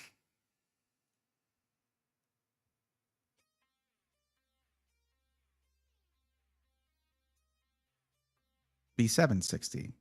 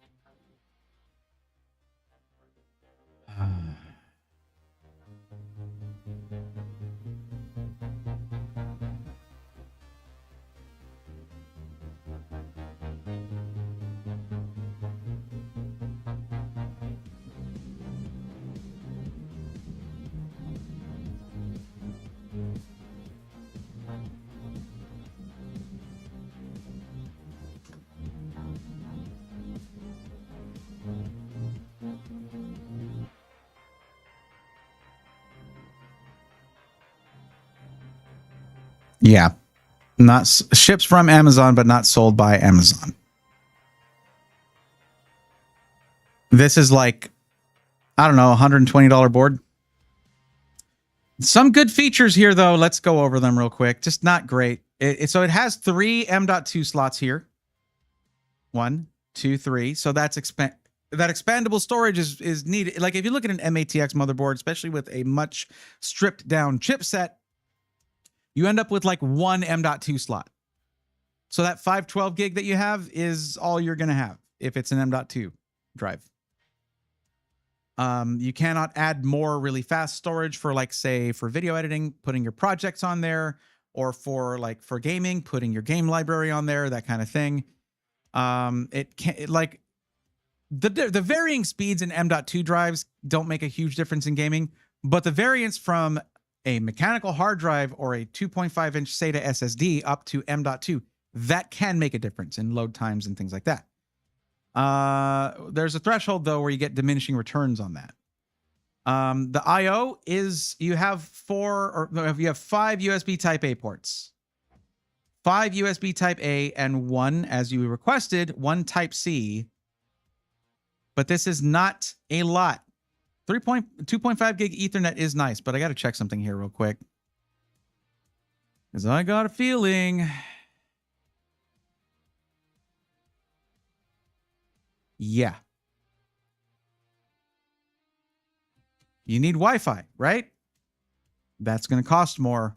A lot of motherboards now in the current generation are just going to come with Wi-Fi, but if you go for a budget motherboard, it's not guaranteed to have Wi-Fi. You'll have to add that with a PCIe card, and then that's another, for a good card, a good PCIe Wi-Fi card, that's another $40 anyway. But here's the other thing. You run out of USB ports, you can also put in a USB add-in card, a PCIe add-in card, and get more USB ports that way. These are like $30, not a problem.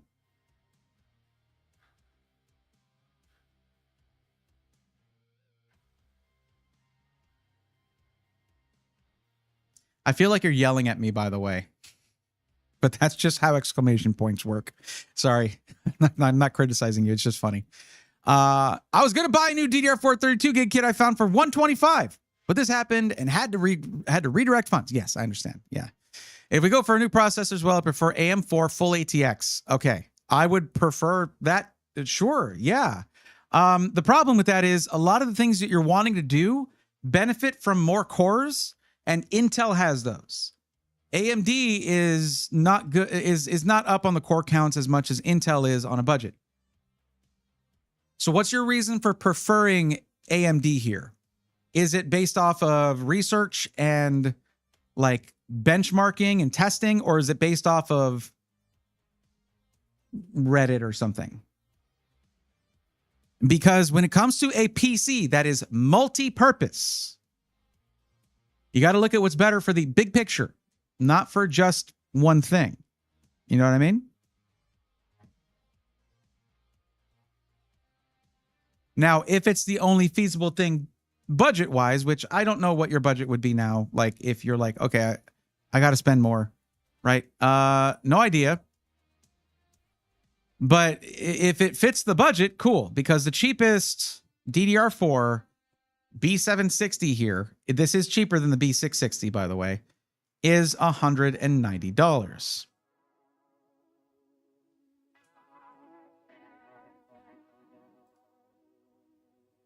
Let's see what the cheapest AM4 full ATX. It had better be full ATX. And of course, that's DDR4. Let's see what the cheapest one here is. Maybe if we try reverse sorting by price. No, we'll sort by price here again. Yeah, honestly, this is going to take me a minute.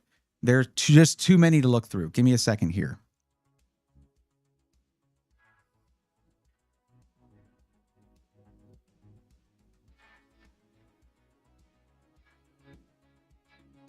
Wait, that would be why.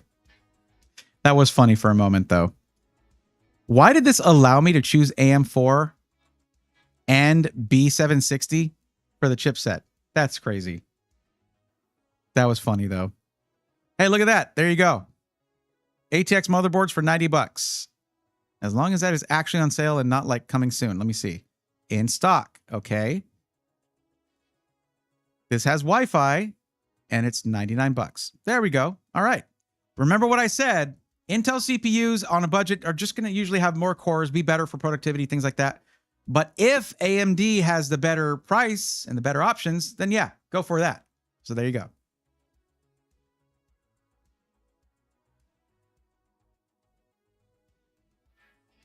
So yeah, this is actually a lot better. When you were saying LGA 1200, obviously there was not an option within budget for that. The cheapest option was like the amount that you said your whole budget was with taxes and shipping included. But if you swap to this, remember what I said earlier when I was like, there's AM4 CPUs that are pretty low price. It comes back to this. How much better is this for the extra $10 or this for the extra $13? Let's compare some of these.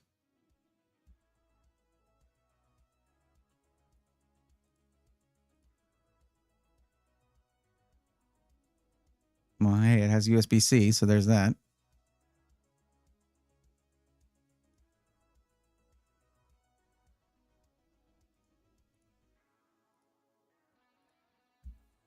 Cool. I didn't want USB anyway. Are y'all seeing this? There's a reason they're not showing a dead-on shot of the I/O. What is this? Did someone pave over the USB ports? That's crazy. There's like 3 USB ports on there. How do they even get away with that? Or 4, maybe, I guess.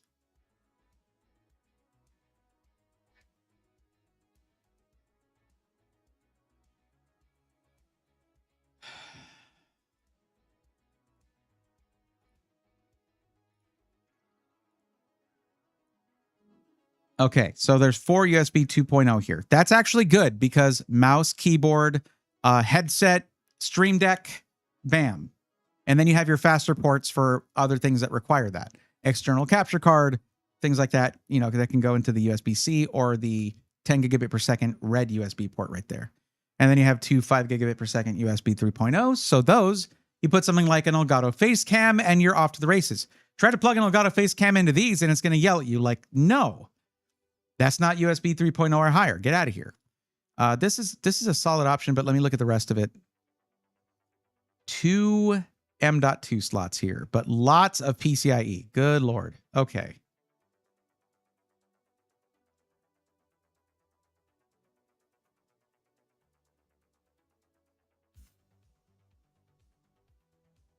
These are probably like PCIe X1. And looking at this, that's what it looks like. Hold on. I'm going to verify this. Let's see how right I am.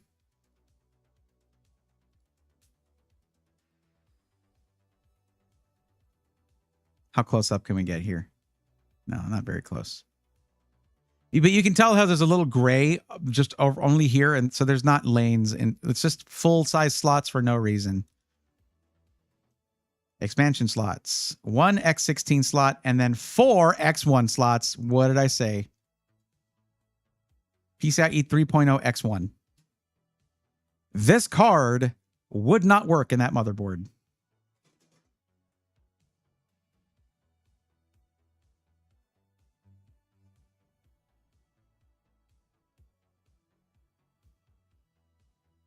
Wait, hold on. Yeah, 1. They really just were like, you only need 2 M.2 drives. And that's fine for most, for like any gaming PCs. Sure. But you're not just trying to game, right? So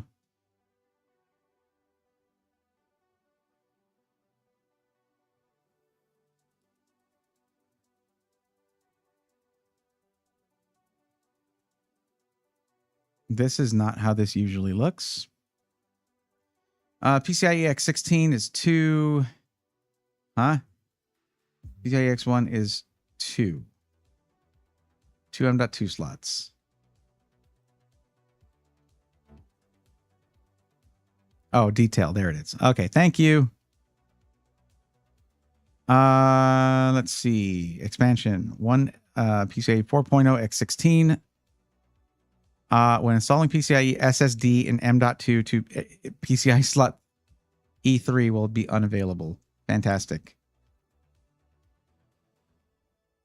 Okay. So that supports X4 that would support this card right here. And then there's 2 that support X1. There are versions of these USB add-in cards that are just single lane, and that's what you would want to get with this. I guess that's just what it's going to be.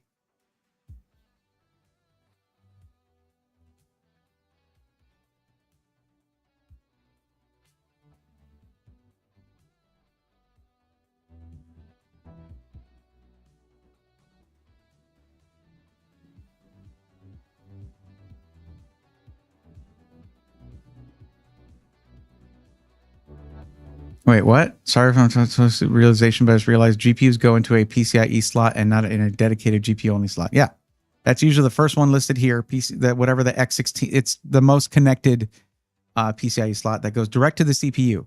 A lot of additional PCIe slots will go through the chipset, then to the CPU.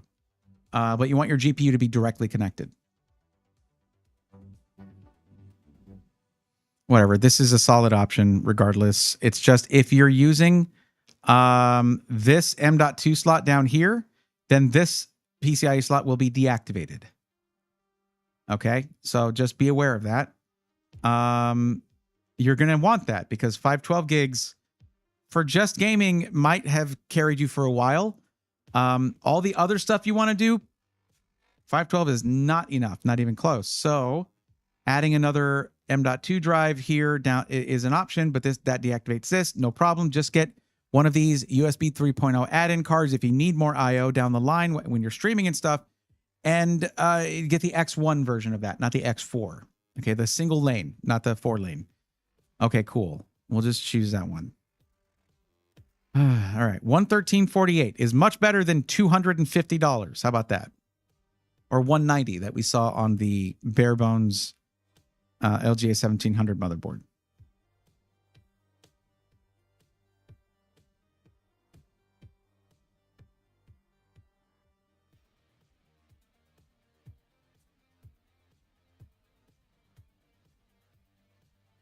I keep forgetting what the deal is with the 5500. Is it PCIe Gen 3 only? I think it is. Is that a huge deal? No. Because Panther has a 1080 Ti, which is PCIe Gen 3 anyway.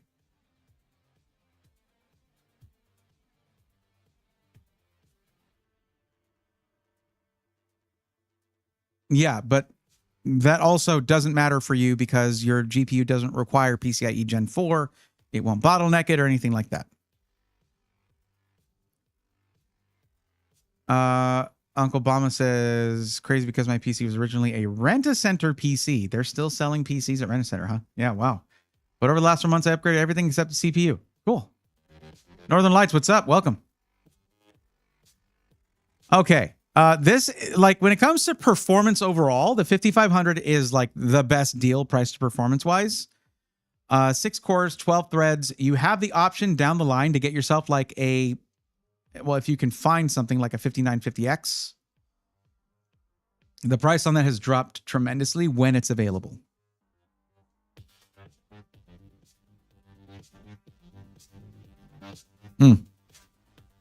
This used to be a $700 CPU.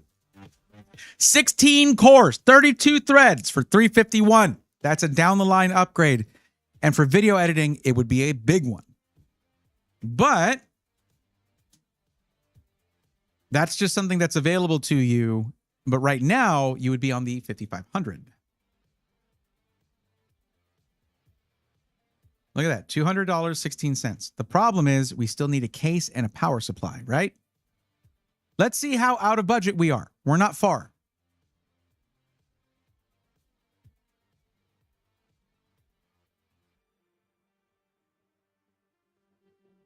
Oh, what did you say about this? You said you want it in black. You do not want RGB. Yo, guess what? Boy, do I have a deal for you. It's called the Fantex XT Pro. Non-RGB.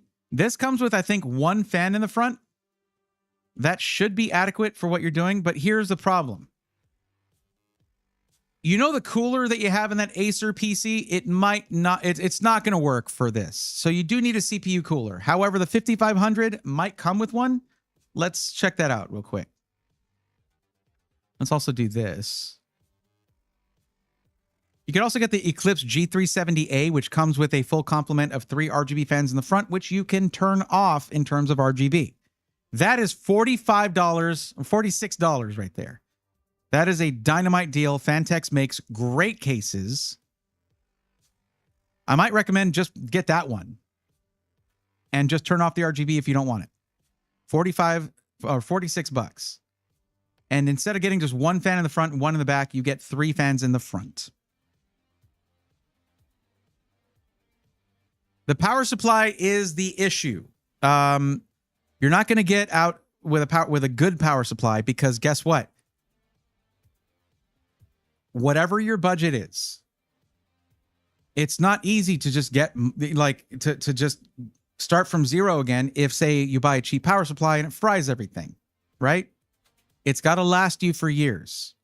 Now there is a solid option here. Let me check something though real quick.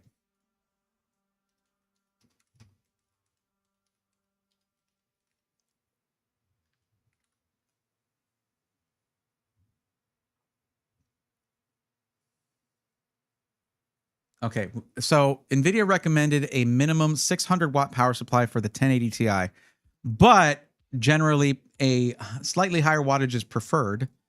I got you though.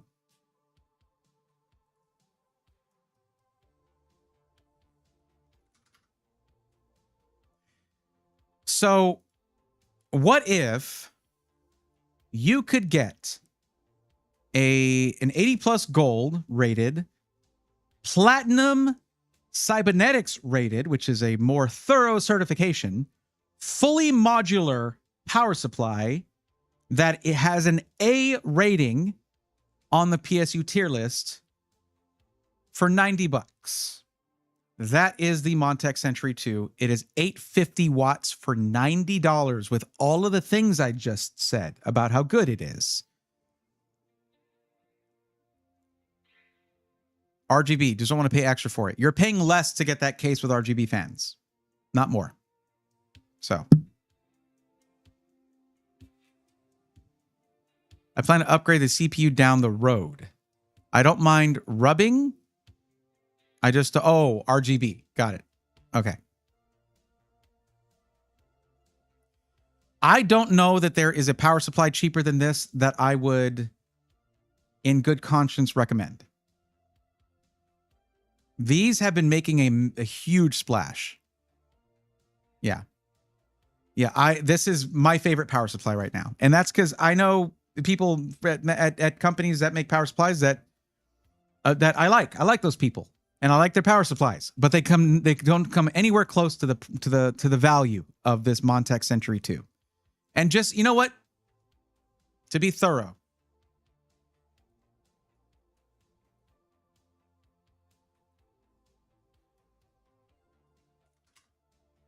Century U. There we go. Montech Century 2, 850 watt. It's actually an A- rating for the 850 watt. Look at that. But a full A rating for the 1050 and 1200 watt. But you don't need either of those. 850 is already way more than you need.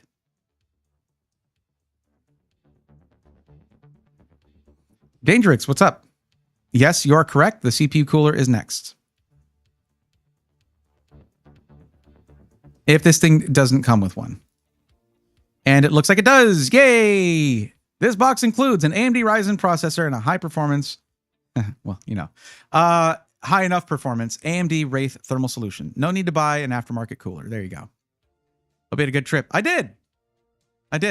Yeah, it was a lot of fun. We disconnected from everything for a while. It was a good time.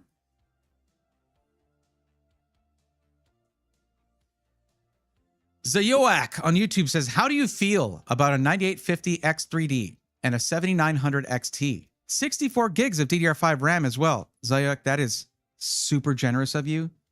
I do have a private mailbox. I'll just let me know. I'll send you the address for it. Thank you for offering to send those to me.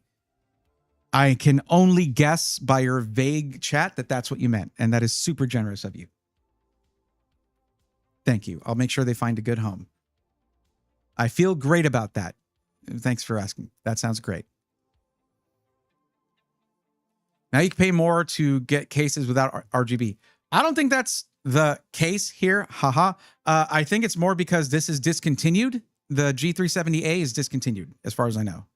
So it's probably just leftover stock. Plus, they're not as well, I don't know. It's like cases aren't really being affected by this so far, thankfully. Knock on wood there. But total out here, there we go. Before taxes is $336.04 with a new motherboard and CPU, and that includes a cooler, stock cooler, new case with fans, and a rock solid power supply. There we go.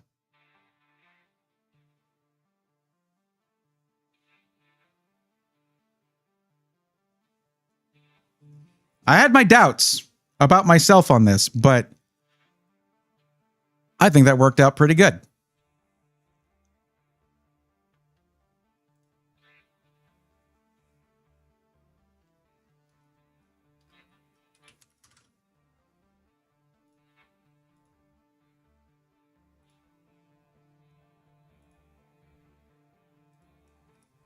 What's up, Zeno? How's it going? There's a PC part picker list.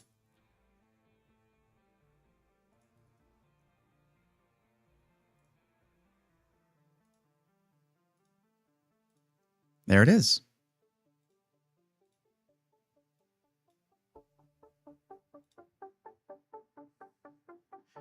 So I understand, Panther, that is above budget, but did we come close?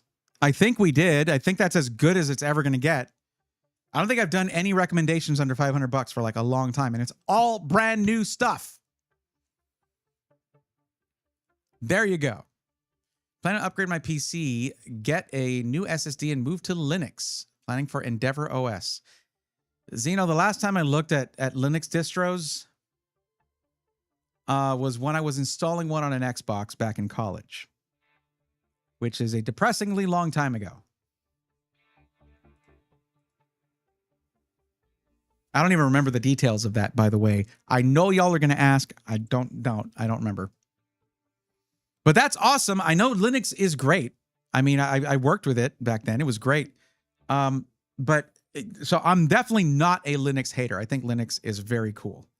It's just once I got into where my career was making sure that running things on Windows systems and then servicing and making sure Windows systems were good, building and selling them, all that kind of stuff. It was all Windows all the time for me, you know? Panther, no problem. Happy to help out. And I apologize that it took me a while to sort of figure out the line, like the path to helping you. I'm so frustrated with this market right now. And by that, I mean, it would have been zero hesitation to help you out if it was like August of last year. But man, it's rough out there right now. At least you don't need RAM just yet. So that's good.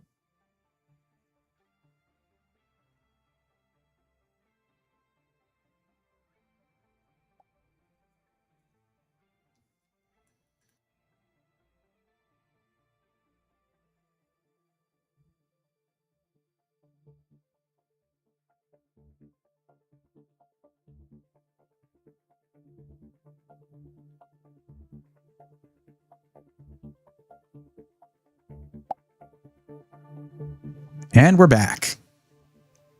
Just don't want to deal with Microsoft anymore. Oh, trust me, I know. Zeno, right now, so there's an interesting thing that happened with, I guess, a recent update. Okay. So, frustrated with the market too. That's why I asked for help. Hey, as long as I can help. There's times where I haven't been able to help certain people, and that really frustrated me. So, this is my 8-bit Dough Pro 3. I love this thing. It has basically like almost PlayStation-like grip, but for a very Super Nintendo style layout. Plus analog sticks I never use, and you know, really nice buttons up here that I can turn into clicky triggers, back buttons, all kinds of stuff. It can go wireless or wired.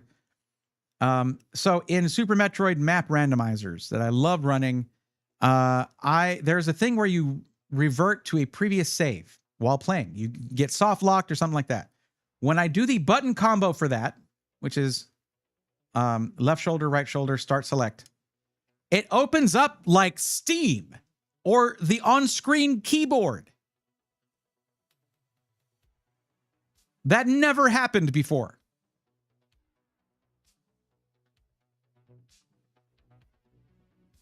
And I'm just like, Windows, why? Why do you need my controller to control Windows? It's supposed to control games. Why do you do this? So now I got to hunt for that freaking setting and figure that out. And it's probably like a 2-minute internet search. I'll find the setting and turn it off. Or it's going to take me 3 hours. And then maybe I need to turn around and make the 2-minute video. Anyway. So the funny thing is, this is around the time that I'm actually going to start.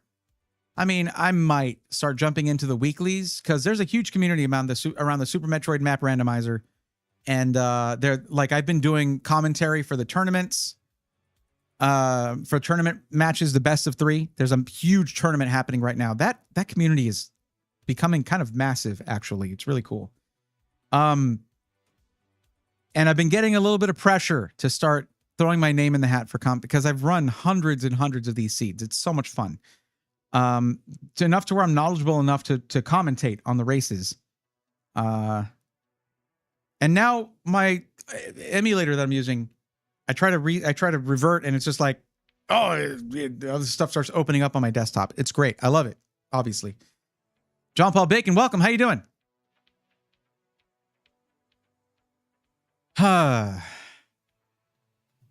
Yeah, we'll see. We'll see.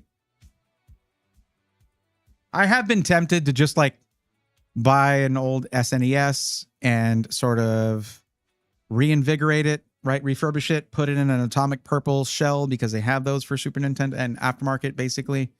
And just get a, RetroTink 4K and just play on original hardware using a flash thing that they have. But I need my back buttons for Super Metroid because for holding down sprint without having to do thumb gymnastics. So you don't have that on original SNES controllers. We love companies having a monopoly. Oh yeah, just ask PSA. Did y'all hear about the PSA thing? This is topical since we're about to get into another Pokemon thing. PSA got busted. They got caught in public with, so they have this thing they do now, right? You send them your card for grading. And what they offer is, if say, you have the option after the card is graded to just sell it directly to them. So then they turn around and resell it, right?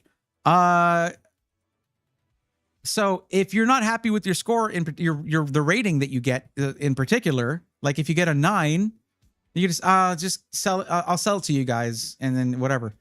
So PSA, someone who sent in multiple cards had multiple ratings of 9 on these cards, and then said, sure, got all the pictures of everything, and was like, no, just keep, give me the money for them. And then found those same identifiers because there's like barcodes on the slabs. And PSA had changed the ratings to 10s to inflate the prices. After saying, oh, these are 9s, so instead of it being $1,000 card, it's worth $80.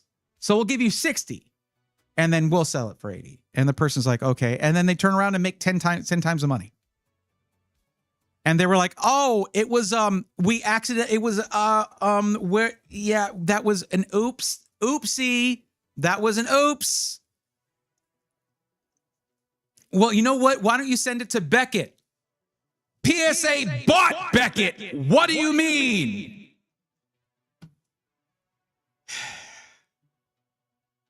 That's how monopolies work. Send it to Tag. Okay, cool. I got a 10. It's not worth nearly as much as a PSA 10. It sucks. Monopolies, wherever they exist, are terrible for us. But yeah.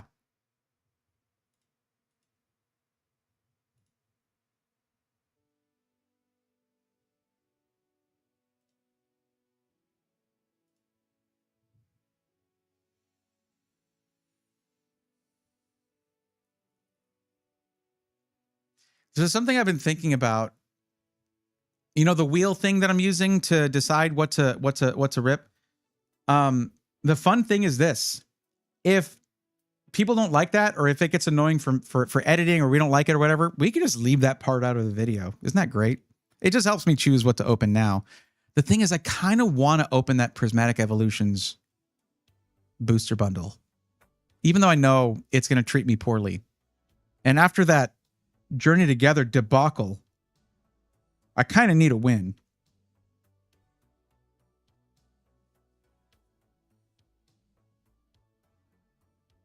I'm sad now too, because I have this Journey Together ETB because I enjoy Journey Together so much.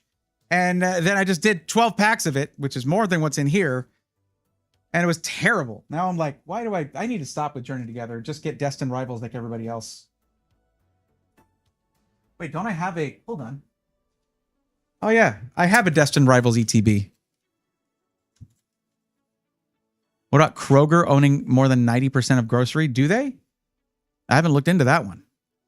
Andrew, yeah, it's rough. This, look, here's the thing, guys. Like, I'm born and raised American, okay? I'm born and raised in Texas. That doesn't mean I can't acknowledge the vast downsides of late stage capitalism unchecked. Like, if you stop and look around, you realize, oh, this is kind of bad. Regulations are important. And it's just not happening. That is not a, by the way, because I don't get into politics here. That's not a political opinion. That's just like, hey, this sucks. Like why there shouldn't be a freaking trillionaire. Why does someone need $1 trillion? Do y'all like, if you listen to this? Let me just make sure that like, just a real quick talk about this, okay? This is just economics. Let's talk about economics real quick. This is, you know, and this is real simple stuff too. The difference between a millionaire and a billionaire, okay?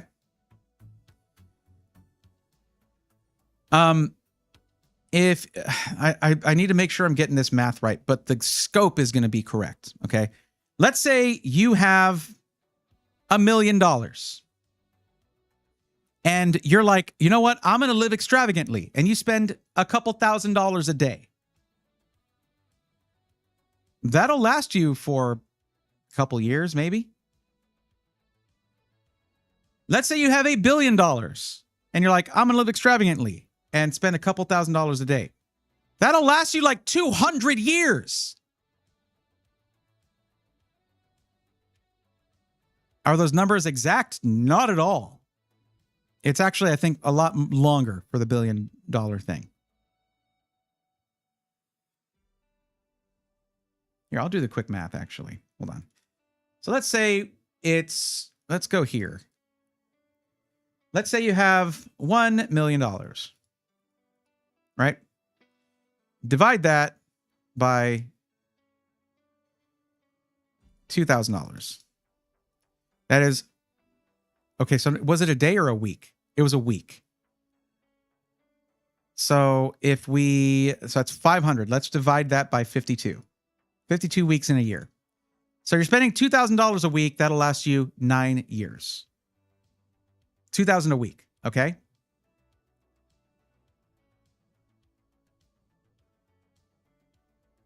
So if we start over, so 9.6 years. Let's start over. $1 billion. Oops. No, yeah, actually I was right. That's $1 billion right there. Divide that by 2,000. And then divide this by 52.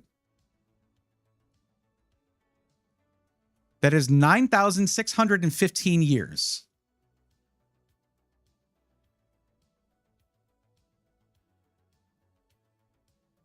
$9,615 years spending $2,000 a week. Maybe it was a day. Maybe it was per day, not per week. But Bray, don't you feel it trickling down? BC Murray. That's a great visual. Thank you.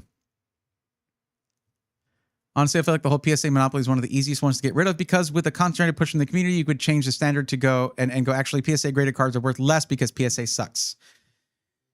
The problem, though, Natty, is that there are a lot of vendors out there who have tons of PSA 10s that they spent a lot of money on who would not allow that control pricing. And a lot of collectors who have collected PSA 10s who would lose everything if that worked. They don't want that to change either.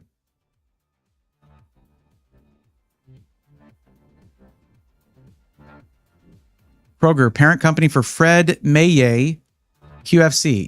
U.S. government okayed a sale of the Albertsons Safeway Group to them. Of course they did. Tom Scott did a really good video on 1 mil versus 1 bill. I miss him so much. Please make videos again. Tom Scott did retire though, right? So what's the all card you have in your display on your desk? The all black one.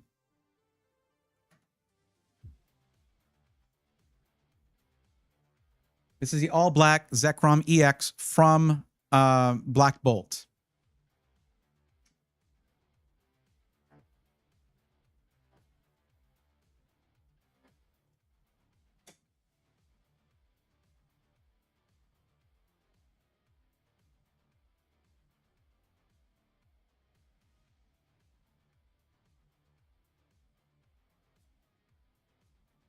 It is. It is. Pulling this out of the first pack was disgusting. I mean, it was amazing, but like, yeah.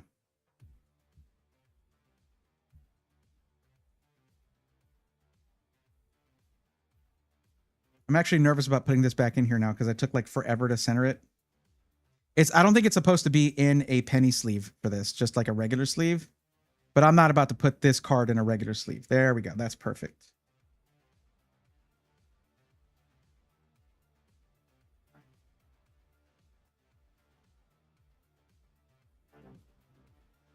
It was. There we go. Okay. I need to not hold it in my very shaky hands.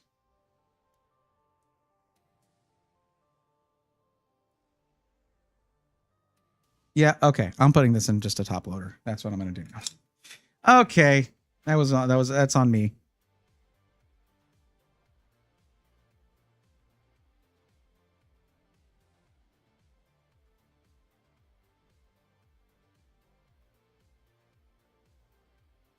Okay, why can't I do this all of a sudden?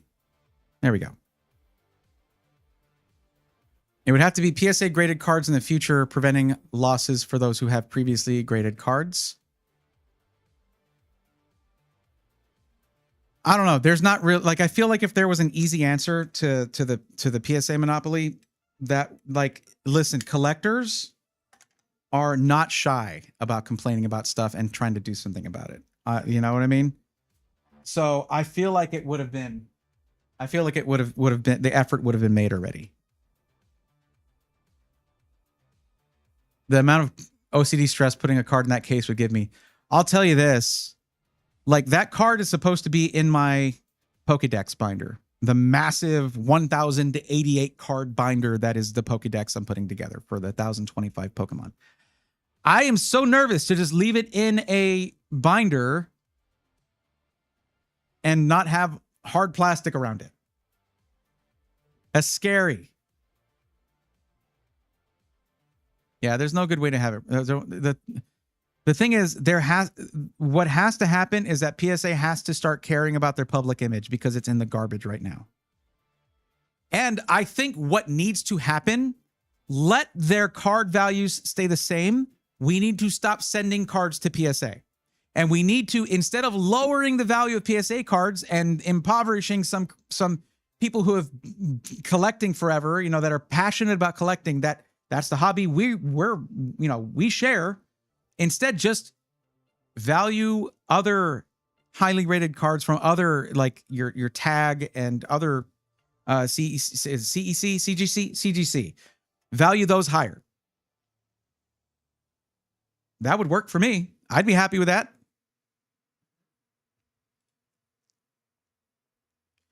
Shotgun Luffy, there are other grading services. What was said was that they're not valued as high as PSA 10s. And I said that, yeah, that's how it is. Let's put a printout in the binder. Yeah. I do have let's put it in my safe. That's the thing, guys. I'm so nervous about that card. It's like, it's too valuable for me to, like, I want to just sell it raw, get it out of here. I think it's not perfectly centered, so I don't really want to have it graded. It's probably worth more than it would be at an 8 or something. So, yeah.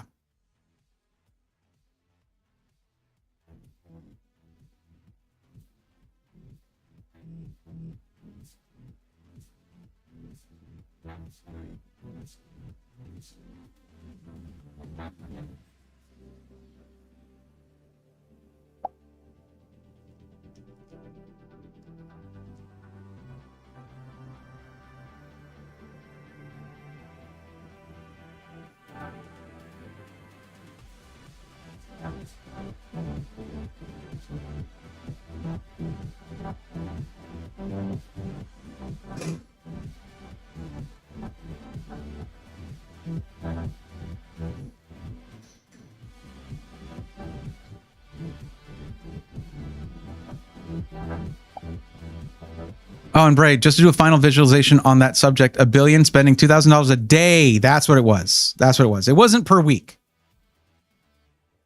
Yeah. And like we don't even want to do the math on $1 trillion, which is what Elon Musk is speeding towards. $1 trillion. $1 trillion. Multiply 1,369 years by 1 million. There you go. Spending $2,000 a day. Yeah.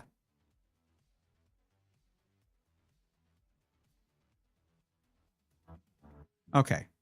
This is depressing me even more than the PC market. So let's open Pokemon packs and I'll feel happy again. I need dopamine, please. Dopamine.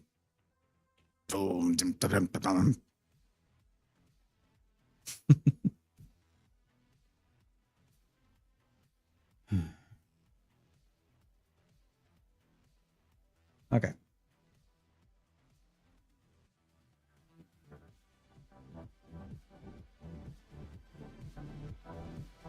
I think what I'll do, and apologies to Onware for this, or Natty as well, if you end up doing any of these, I think what I'll do is I'll do the wheel, but also just do a standard intro.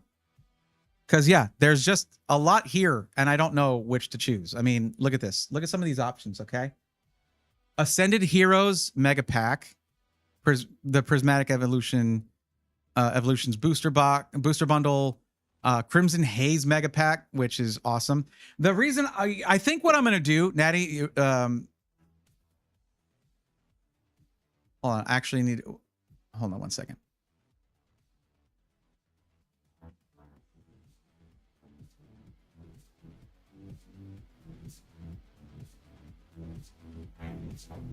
Hold on one second.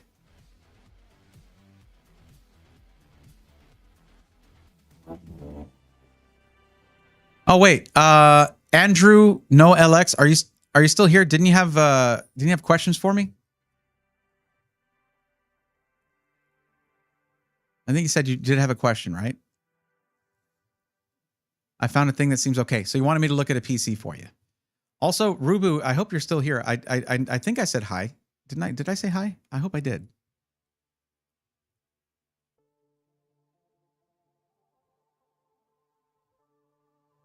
What is wrong with me today? I'm so off my game, it seems.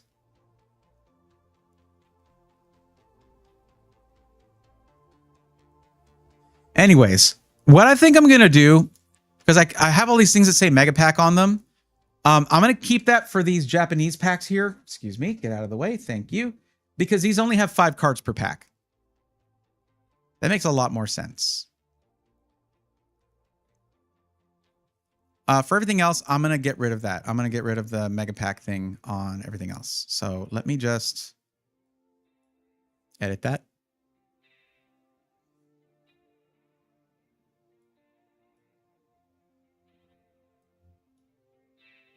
Anyway, where did this go? Hello? There it is. I got to fix that after. Let me see. Nihil 0 Mega Pack. We'll take off Ascended Heroes.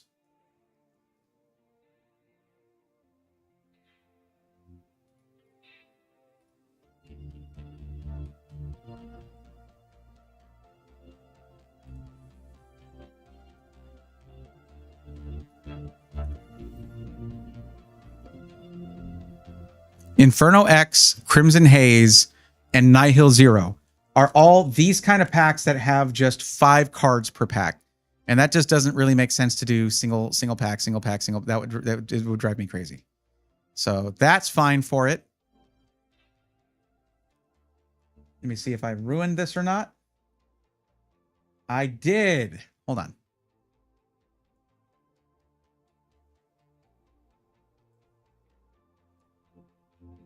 There we go.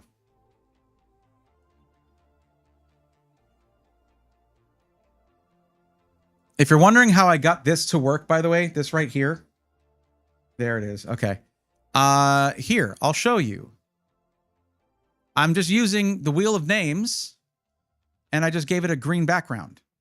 And then I just chroma key out the green. That's it. That's literally it. So when I move this back up to the spot that I have it on, and then I capture the desktop. Let's go back here. I'm doing a desktop capture and then doing chroma key. I have it in the wrong spot. 1 second. But you see that part's not green. So yeah, that's literally it. Look at that. Look at that effect. Isn't that cool?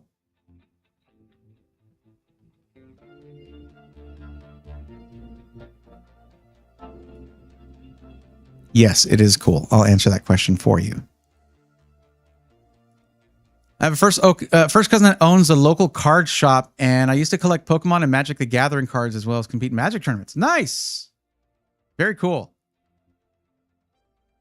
What state? What state is the local card shop in? If I ever pass through there, I'd love to stop by.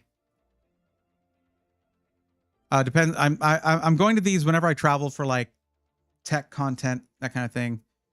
But yeah.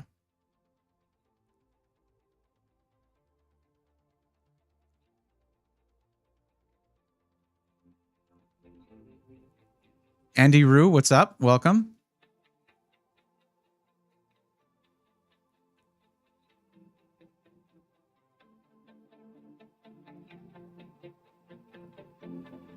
Are y'all talking about RuneScape right now?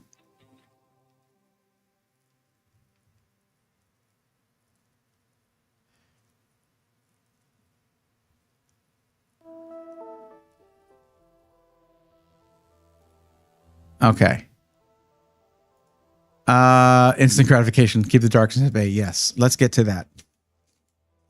All right. Let's see what we get. This does mean turning off the music because editing this is so much easier if there's no background music. My cousin introduced me to tabletop TTRPGs, yeah, and Magic the Gathering in 1991. Okay, in Michigan. Okay. I don't really have anything taking me out there at any point, so yeah. Also, hi, Bray. Okay, Andrew Springer in YouTube. Got it. Okay. That's okay. That's okay. There are a few people who watch on both platforms, and it's appreciated. You know, that's funny. I can actually use the intro where I say, I've got Pokemon stuff, but I can't decide what to open. I can just reuse that. Yeah. But I'll do a fresh one. It just feels weird to reuse anything, honestly.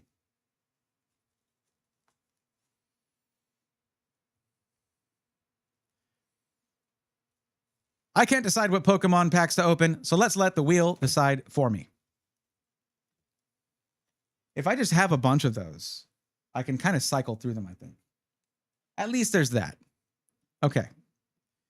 All right, let's bring in the wheel. And here it is. Let's see what we get.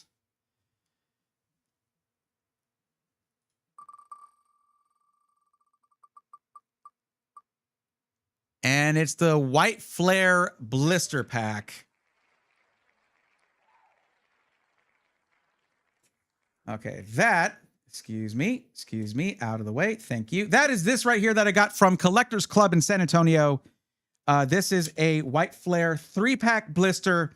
And the cool thing here is this Gothitelle card I don't have a Gothitelle in my Pokédex yet, and promo cards count for me catching that Pokemon. So either way, we're getting a full art new Pokemon card for the Pokédex, and I get to open up some White Flare. Let's get into it. I think what I said, where this is a White Flare pack that I got from Collectors Club SA, that works. Okay, that works for a standalone intro too.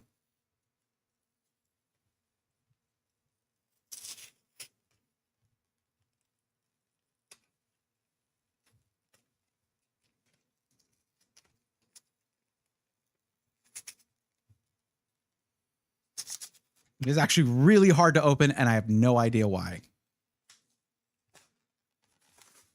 There it is. Okay.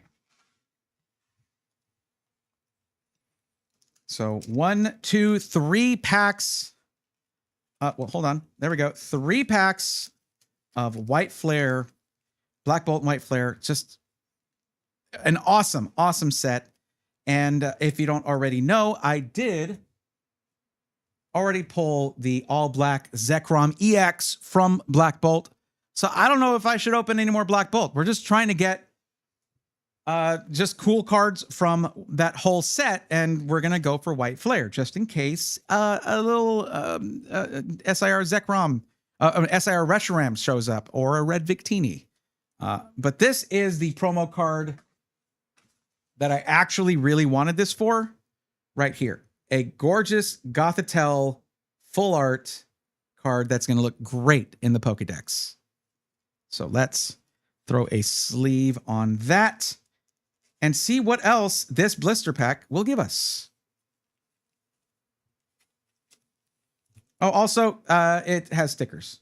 I get stickers of all 3 Pokemon in this evolution line here. So there you go.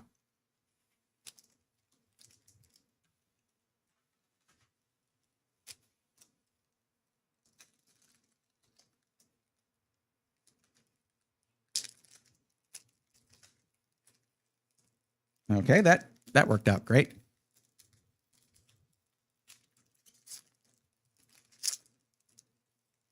These are some of these packs. Just I don't feel good at opening some of these. Don't ask why. I don't know. Why did I move you out of the way, buddy? We need your help here. Let's get something good.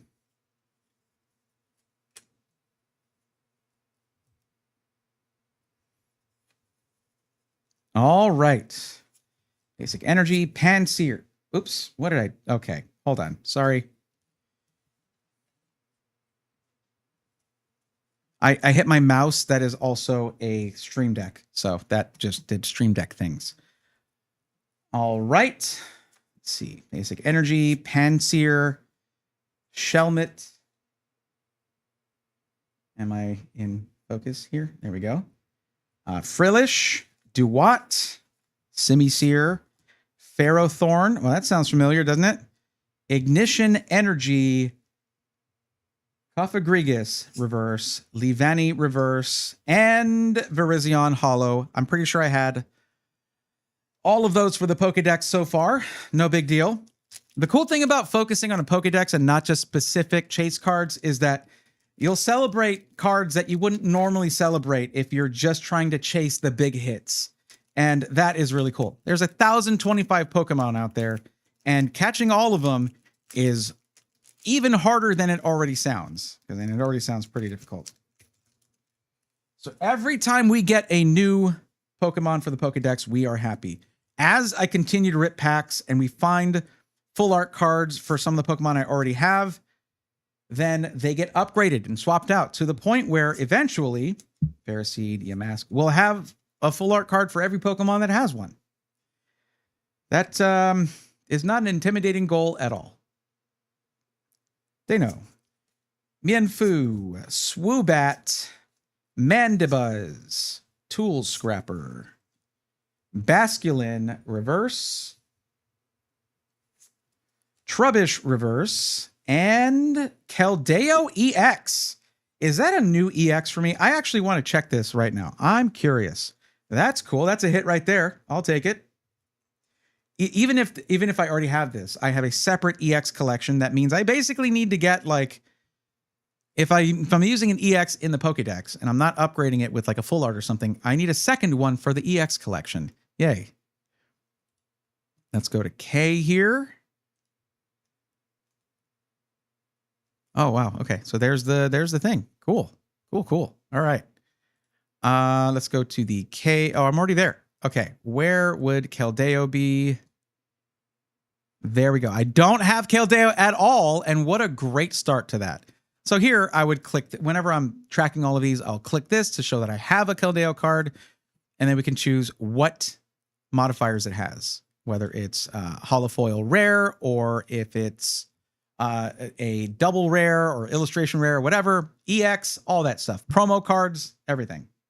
So that is a good, so this right here is a good pull right there. That's a hit, a good hit. Okay, welcome to the Pokédex Keldeo. Yeah, Andrew, not just completing the Pokédex, but it evolving as time goes on, which is very appropriate for the Pokemon theme, right? It just makes sense for me. It's like, oh, yes, I love getting holo energies. Ooh, that's awesome. Okay, oops. That I consider a hit, by the way. I just do. I really like getting holo energies. And Black Bolt and White Flare has holo energies. Cottony, Plume Fossil. You can go downward here. I think it might be better. Blitzel. Sewaddle. Do I have Sewaddle? I don't know. Ferrothorn. That sounds familiar. Garbodor. Sock. Ooh, we got the Pokeball Mienfoo. Look at that Pokeball foil. I love getting Pokeball and Master Ball cards out of this set. That's a hit right there. Reverse Basculin and Holo Emboar. So that's it for these 3 packs. And that is, in my opinion, 2 more hits. The quality of these Pokeball cards and Master Ball cards, the foil on it, the holo on it is just awesome. There's some times where I'll take this over like a just standard holofoil rare because I just love the way that looks and the feel of those cards. There we go. So there we go. Out of a single 3-pack blister, what I consider to be 4 hits. And even though we didn't pull a full art card, well, we still ended up with one anyway. And it's going to have a nice home in our constantly growing and evolving Pokédex. So get subscribed or follow to see that Pokédex continue to grow and evolve. There we go. That was a short one, wasn't it? It's nice to do these shorter ones, I think. A little easier to keep the old attention span going. That was such a quick one. Oop, again, with the wheel thing.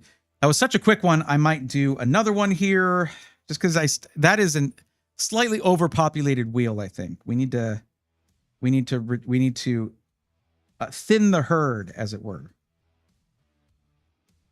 Oh, I got 2 Basculin reverses. How about that, huh?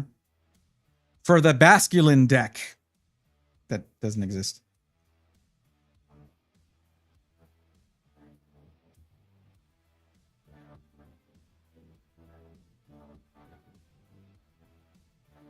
Okay, those are all commons and uncommons there. Reverse foils and holofoil rares. There we go. These all get sleeved too. Penny sleeves are called penny sleeves for a reason. They're very cheap and very nice for protecting your cards. And yeah. I can't decide what wheel to open, so let's let the pack choose for us. Ooh, wow, okay. I don't know. Maybe we need to have wheel wheel TCG.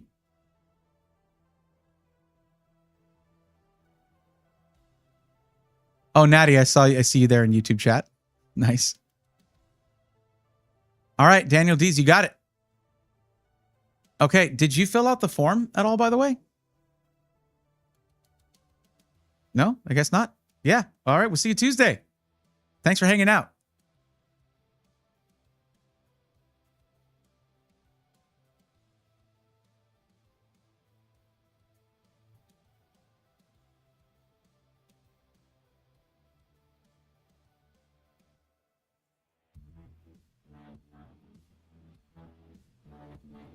all my tool and supporter and stadium cards, they all go to the same container, and I sort through those.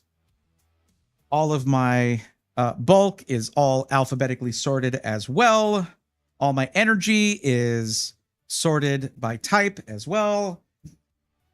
There are few things that are as meditative and relaxing as sorting through a collection that sorely needs it. And again, Natty, I can't thank you enough for putting the work that you put into the Pokedex, the Pokemon Catch Master List. Like it's just been a huge help.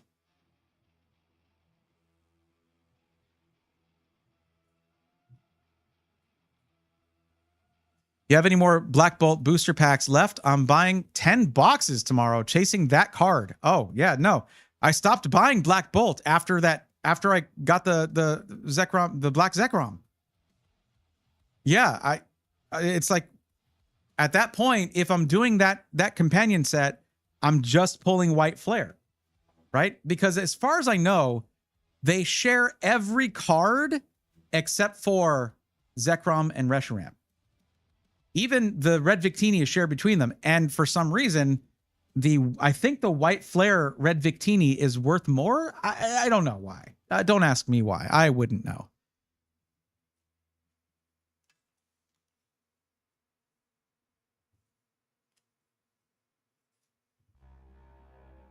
Actually, I'm going to put this Gothitelle. If I have any full art card that is not in the binder, it's in a top loader. I should probably get card savers if I want to grade anything at any point. But the thing is, I don't really want slabs because you can't really put slabs in a binder. Imagine having an all PSA 10 Pokédex. Good Lord, give me a century. Maybe it'll happen. And God, I had to say PSA, didn't I? How about Tag 10 or a CGC 10? Or CEC, what is it? CEC, CGC, whatever it is. See, I don't even know the acronym for it. No, but Dangerix, right now, I'm currently more interested in Ascended Heroes. And of course, the new set is this. This is the Japanese version, Nihil Zero.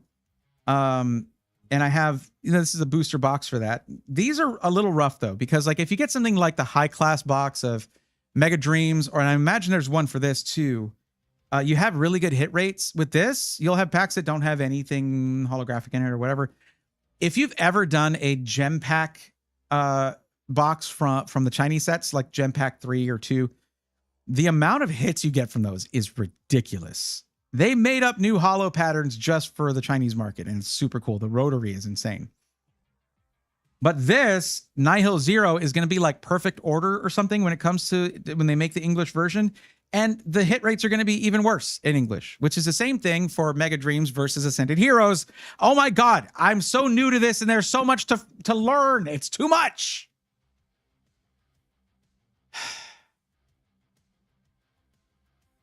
So for the launch date of Ascended Heroes ETBs, that is the 20th. I don't think I'm going to be able to get an ETB on that date. I have 3 pre-ordered that are not going to arrive till like March 3rd. I'm trying to work something out with a local card shop because like I'm just trying to get like 1 ETB to open it up on the day of. But they prioritize their players, which I absolutely respect. Those guys get the first pick. And then everybody who just waits in line all night. That's it. Man, what are you going to do? But these booster boxes with the 30 packs of 5 cards per pack, this was like, I don't know, $80 or something. 85, something like that. It was really good.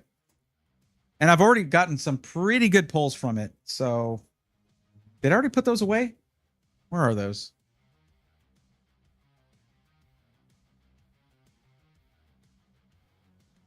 I think I did put those away, yeah.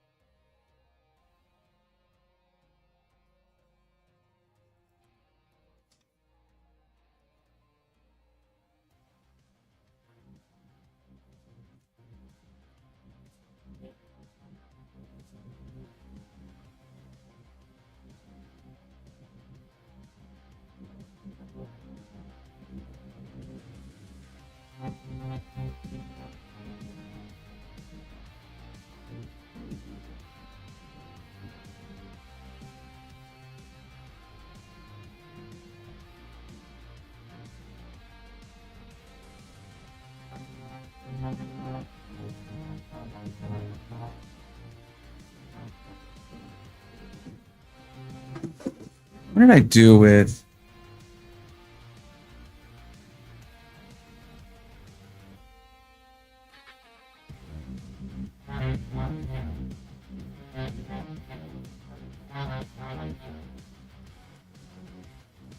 Did I get anything out of this? Oh. No, just a Whimsicott EX.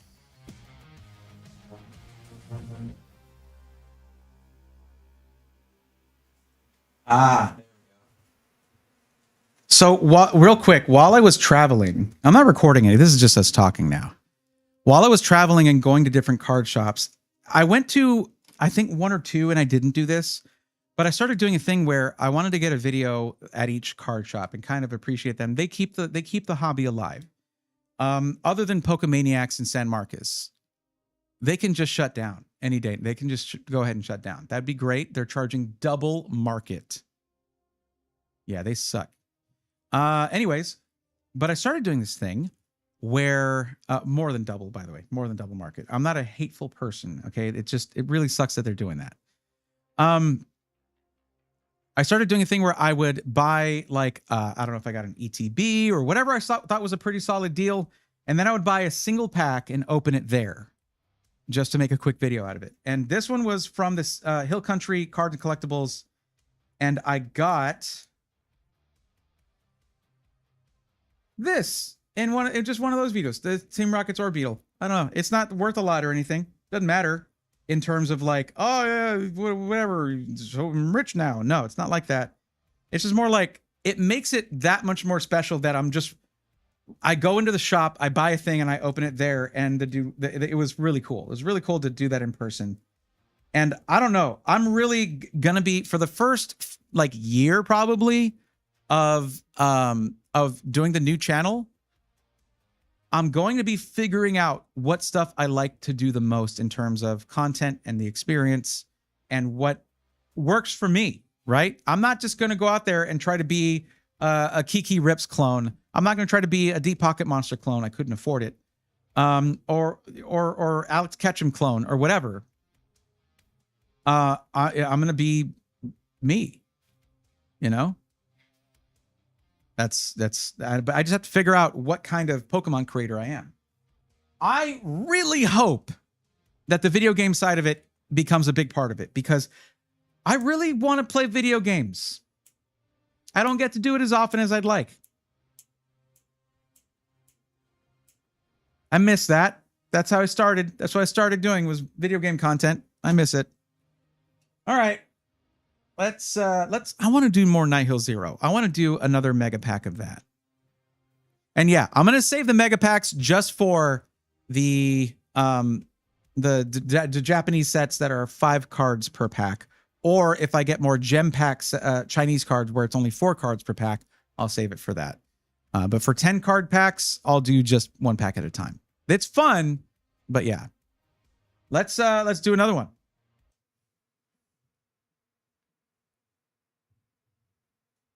After I really quickly just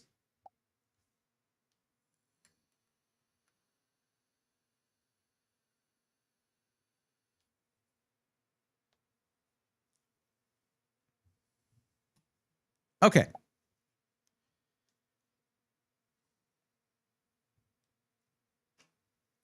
Vaping is bad for you. Don't do it. That's why I stopped doing that on camera. Okay. Let's get a little bit of a zoom out here so that the editor can zoom in if need be. I can fill out the form if you need some content. You're good. You're good. The helping on stream for PC stuff is not really for content. It's really just to help. You know what I mean? If you need help with something though, let me know. And yeah, fill out the form if you need that. But it's not to make shorts or anything like that. That would have been great if I'd started a habit of recording these and making shorts out of them. That would probably be great, actually. But we do have a lot of VODs of me doing that. So we've got plenty of content to work with. But this is what I'm trying to build up a huge stockpile of footage and openings and stuff already so that I can, even if I need to take a break from ripping packs and stuff, because I can't afford any at that moment or whatever, we'll have weeks and weeks of shorts, like one short per day, ready to go.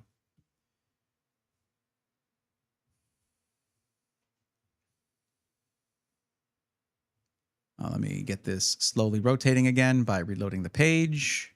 There we go. Hold on.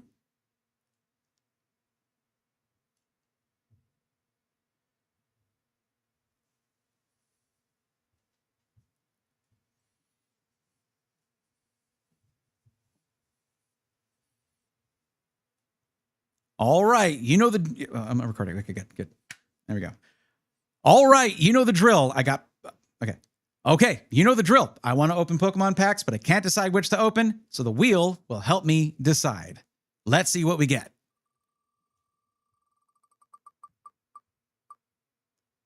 Okay, Paradox Clash 10, Virizion.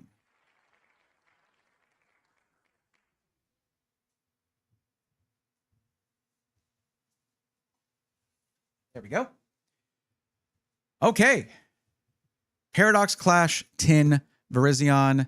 That is this guy right here. And I actually, not Virizion. That's not Virizion. That's Iron Leaves. Iron Leaves. Okay, hold on. So the Paradox Clash 10 with Iron Leaves on it. There it is. Let's open this thing up. This should have 5 booster packs in it from Scarlet and Violet. So let's rip into this thing. Also, I don't have an Iron Leaves EX card in my Pokedex. So that's going to be already a hit for the Pokedex. I'll take it.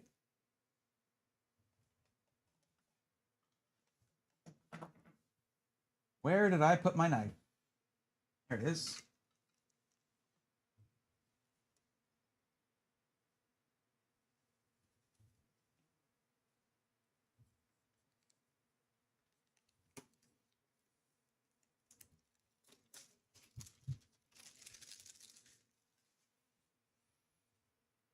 Believe it or not, I like these tins.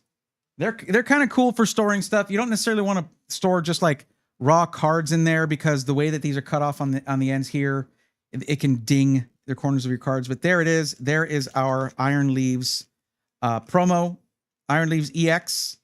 So we'll just take that, set it aside for now. And oh boy, I'm already happy because we have Destined Rivals. Oh, we did a parts list for me a couple weeks ago. Right. So we'll set the tin aside. And here we go. I have more storage for, I don't know, USB cables or something.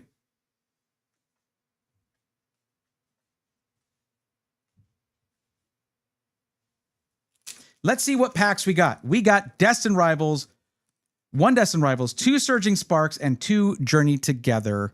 So we're going to save Destined Rivals for last. And we'll start with Surging Sparks, go into Journey Together, and then Destined Rivals will be our final packs there. So let's actually start with Archaliodon here.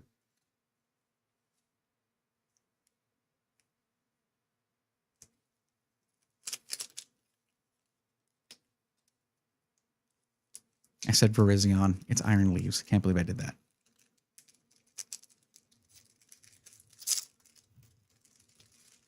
Okay, Surging Sparks. I haven't had a lot of luck with Surging Sparks, but there are some very cool cards in this set. But it hasn't been a set that I've felt the need to go out and buy a bunch of. Okay, so we have an Energy there, and we have Execute, Swablu, Rotom, Vibrava, Magnezone, Goldango. All cards I've already got in the Pokedex, unfortunately. A Dusk Ball, Citadel Reverse, Bronzong Reverse. I don't think I have this, actually. I think that's new for the Pokedex, and it is a reverse foil card. Nice. I like it. Okay, good. Bronzong Reverse and Archaliodon EX, which I've already got. No problem. That goes in the EX collection, so I am happy about that. EX cards are just dope. Like, there's a lot going on, but I like it. I like how dynamic they are. And, of course, if you play the TCG, you kind of need them. So, I'm not mad at that. We'll call that a hit, because it is. And we will move on to the second and last pack of Surging Sparks.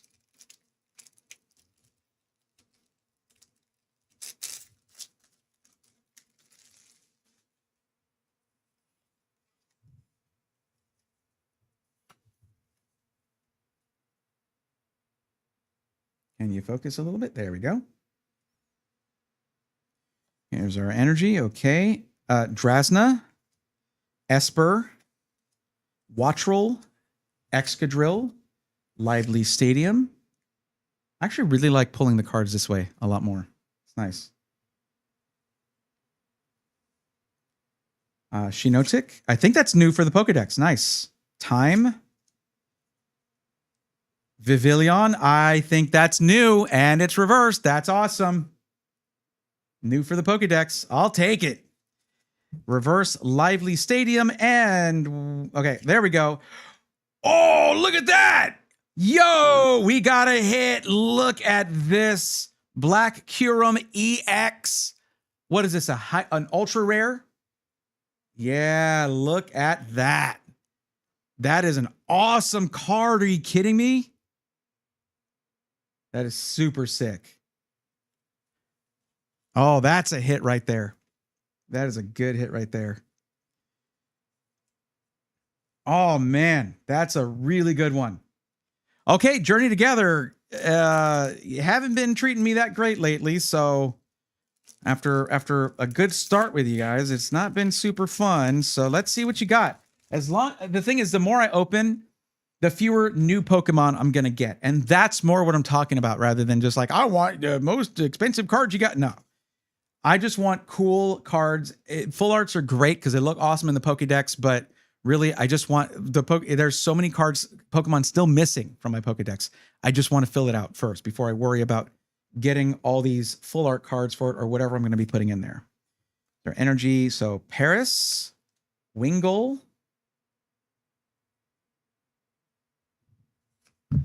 Swinub, Shelmet, Brock's Scouting. We know what Brock is scouting for.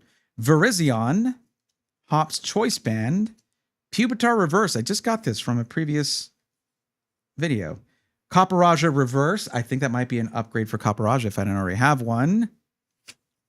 And Magearna Hollow. That's fine. I just opened 12 packs of Journey Together in a previous video. So like, I'm going to have most of these, and that is okay.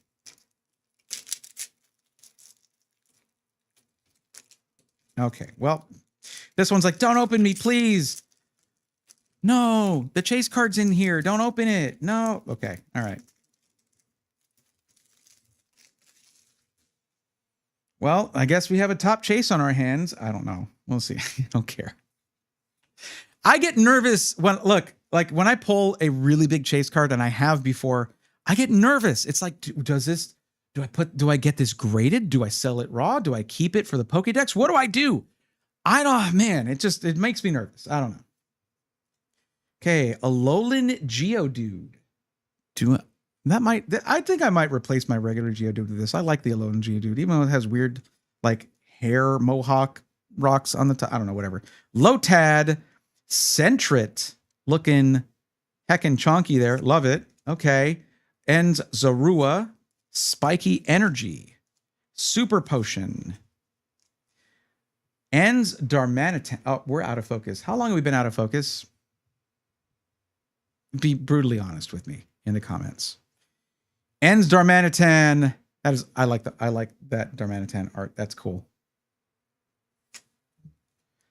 Ends supplements. Listen, it happens to a lot of guys, okay? And don't worry about it, buddy. Ends Joltik and Iono's Kilowattrel. Okay, I'm not mad. I'm not like seriously. Journey Together is whatever it is. I'm still happy with that whole tin just because there's Black Curum here. It's going to look dope in the Pokedex. Man, what a good ad right there. Saga, what's up? Just got this guy right here. Out of a tin. Black Curum EX. Oh, ad. Cool. It doesn't even tell me that an ad is playing. Oh, it's a pre-roll. All right. You know what? I'm waiting till Sega gets in here. That's my bro. Pardon me 1 second while the ad plays.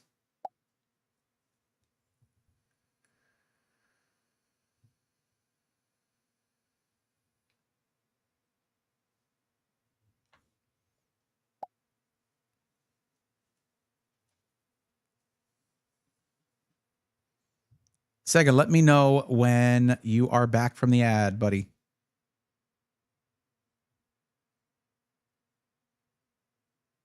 Okay.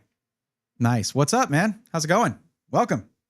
I pulled this out of Surging Sparks. Was it Surging Sparks? Black Curum EX.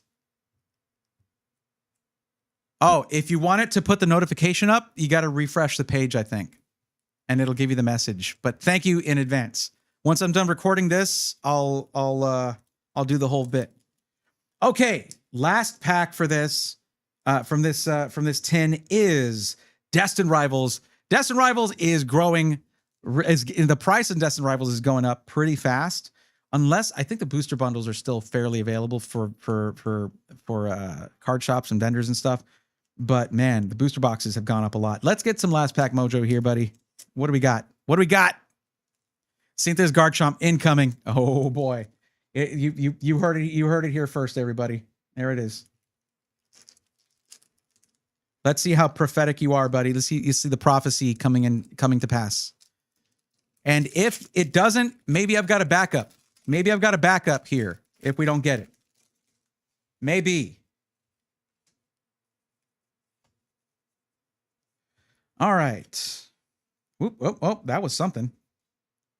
Okay. Energy. Team Rocket's Porygon. One of my favorite Pokemon right there.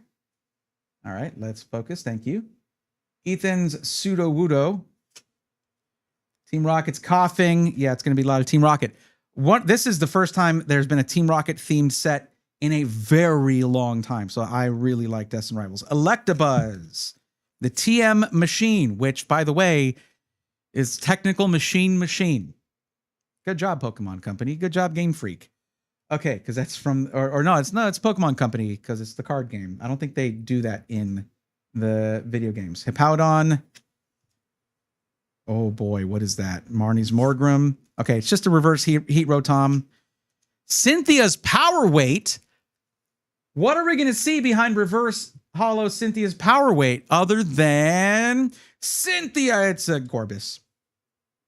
It's Gorbis. That's not Cynthia. Not even close.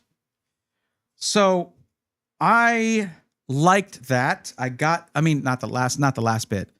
We got 2 hits out of that, plus this Iron Leaves EX, which I do need for my Pokédex. That's the main goal, is filling up the Pokédex, right? But I don't think I got enough Destined Rivals out of that. 1 pack was not enough. Am I right? Let's just set these right here. And maybe we'll mosey on over and look at this little Destined Rivals booster bundle right here that I got from San Antonio Collectors Club on my vacation. Do we do it? Do we do it? Do we rip it? I think we do. Let's go. Let's go.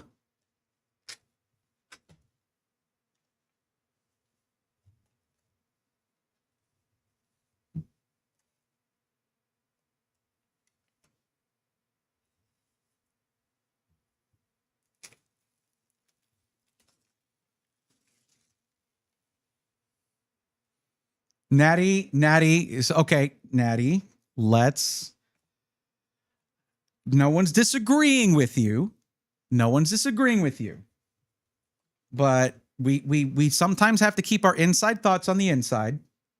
It's okay. Love a good booster bundle. Look at the free deck box. There it is. But the main thing we're after is these. Okay. All right. That's really well latched on there. We're looking for these these 6 packs of Destined Rivals. Let's go. Wait, did we get all the arts? All the pack arts? I think we're missing 1 maybe, or is that all of them? We got the Ho-Oh, Mewtwo, a bunch of the people in Pokemon. Cynthia and Garchomp. I think that might be all of them. All right, let's sort these. Cynthia will be last here. Okay. Giovanni and Mewtwo there. We'll start with Ho-Oh. And I guess we'll keep this separate from the tin. We'll let the tin speak for itself. Here's how many new Pokemon we caught and how many upgrades we got out of it, if any. Let's keep this booster bundle separate, but in the same video, maybe. Maybe it's a new video. If you want to watch, I don't know. I guess I'll just add this in for editing in case it went too long. All right, we're going to open these 6 packs, and if you don't want to miss it, get subscribed or hit follow. By the way, Sega, what do you think about the shorts format here? Have you seen this already? 3 different segments for the vertical video that you can just move between while editing. How sick is that, huh? Huh? It's pretty good. It's pretty good. Okay, let's get into this booster bundle. 6 packs of Destined Rivals. One of the sets growing in popularity right now. And of course it is because Team Rocket and because of chase cards and Mewtwo. Okay, if you've got a good Mewtwo card in there, it's bound to be popular. But still, this is still fairly accessible, I would say, and really fun to rip. So let's see here. I have already pulled a gold Team Rocket's Mewtwo from Destined Rivals. That's going to be very difficult to top. Dangerix, that's something we could add, but it's a little tough because that's not how I'm tracking them. Which Pokemon, which cards exactly. But it's going to be at the end of each video. How many we have and how many we caught and how many were upgrades. Okay, there we go. It's a single card pack trick because Scarlet and Violet. Oh, let me keep these separate. 1 second.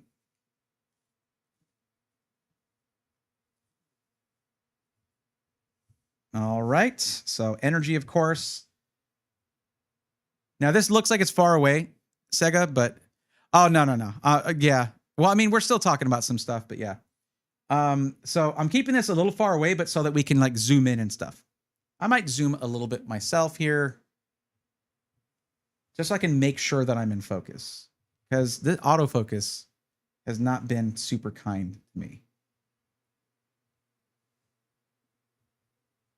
There we go. All right. So we got Drowsy, Cyndaquil, Zubat, Nosepass, Claydol. Claydol, I think, might be new for the Pokedex. Nice. That's a catch right there. Probopass is new for the Pokedex. Let's go.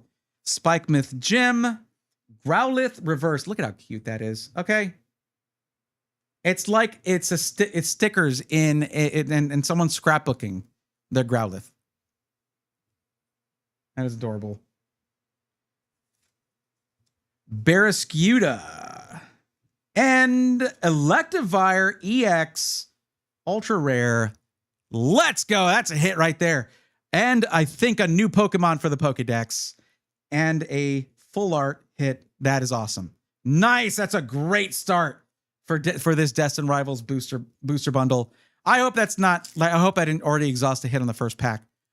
Because yeah, as you might know, I do that sometimes. Okay. I'm never going to let myself live that one down. First ETB, first pack. Come on. I'm not mad about it. Don't get me wrong. It's just crazy is what I'm saying. All right. Energy, of course. And then we have, let's get a little closer. There we go. Pupitar. Misty's Staryu. Nidorino, Kangaskhan. I already have Kangaskhan EX. Barrascuda. Team Rocket's Proton. Better than Team Rocket's Amateur Ton. Noobton? Proton? Okay, all right. Team Rocket's Murkrow. We have Reverse Holo Team Rocket's Weezing. I don't even need to say Team Rocket. It's Destined Rivals. Of course, it's Team Rocket. And we have a Holo Zamazenta. I don't think I need this, but it is pretty cool looking. Like, that's pretty dope. All right. This is going to be halfway through the packs here. We're on pack number 3.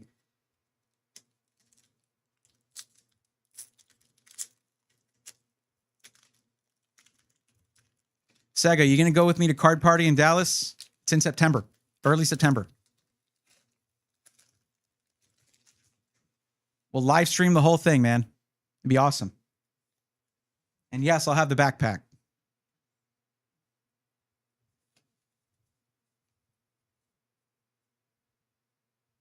If you're wondering, if you watched any of the shorts or content from CES, that's Manny, that's Sega right there. Who's doing the camera work. I mean, we can make it happen, yes. Okay, basic energy, sure. Radicate, Aracuda. Just like Barrascuda. Mischief, Dolive. Did I already get the Yukimori card from this set? Muck, Matang, Petrol, Team Rocket's Coughing Reverse. I think that's an upgrade for Coughing for the Pokedex. Reverse Matang. Okay. Ooh, Moltres EX. That's a hit. Yeah. All right. All right. Hit number 2. 2 out of 3 ain't bad. 2 out of 3, not bad at all, but we're on pack number 4. We are more than halfway through now.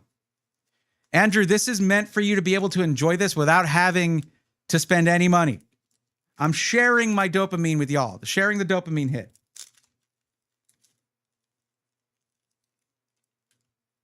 You know what? This is just a weird opening. Sure. We'll go that way. It's like unwrapping candy here, except way more expensive. Okay. There's expensive candy out there, I guess. All right. Let's see. Got our energy. I wish Destined Rivals had hollow energy like Black Bolt, White Flare, and just some of these other sets. I like getting hollow energies. Cynthia's Roselia. We got a Cynthia card. Sure. Nidoran. Flaffy. I don't have Flaffy. That's a new Pokemon for the decks. Let's go. Drowsy. Spike Myth Gym. Muck. Matang again. Muck again. Reverse Pupitar. Reverse Rattata. That could be an upgrade. I'm not sure. And Hollow Typhlosion. So I think I've already got a Hollow Typhlosion. So nothing new there other than Flaffy. So that's good. Who gets excited about a Flaffy? Someone who's serious about building their Pokedex. That's who. All right. All right. I'm just going to open that way. There we go. You open because I want you to. All right.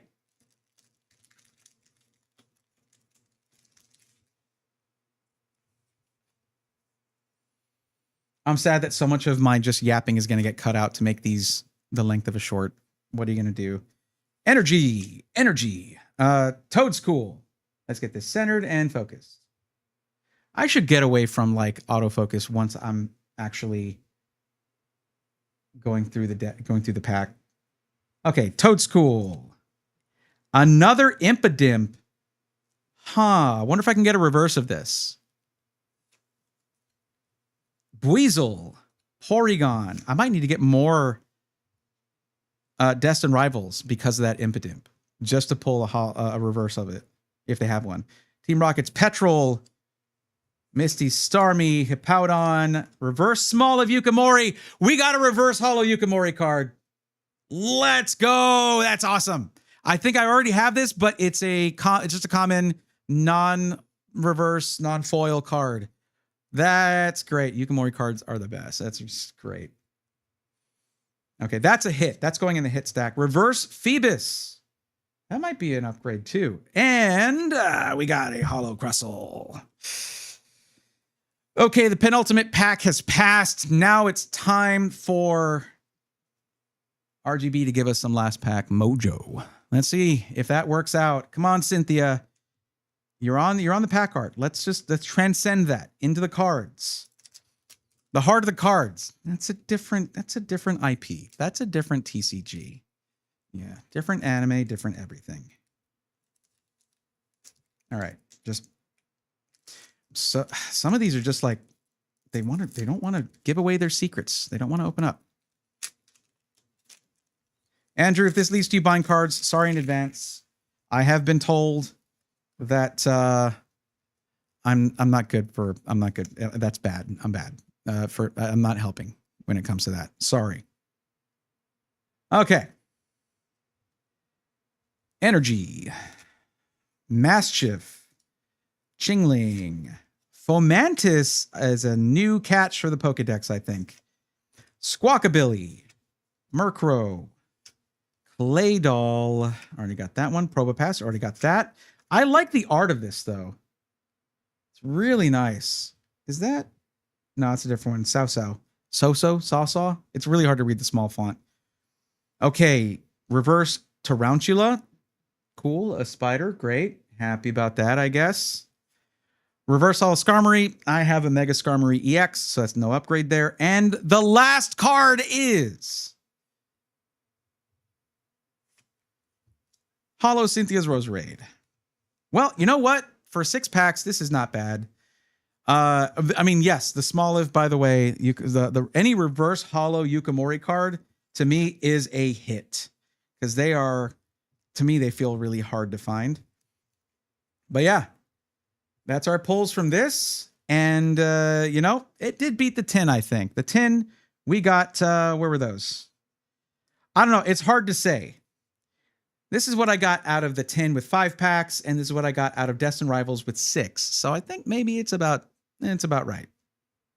Either way, doing this is fun. And we have multiple awesome additions to the Pokédex, so I can't be mad about that. If you want to continue to see that Pokédex grow and evolve and get better and better, get subscribed or hit follow. And thanks for watching.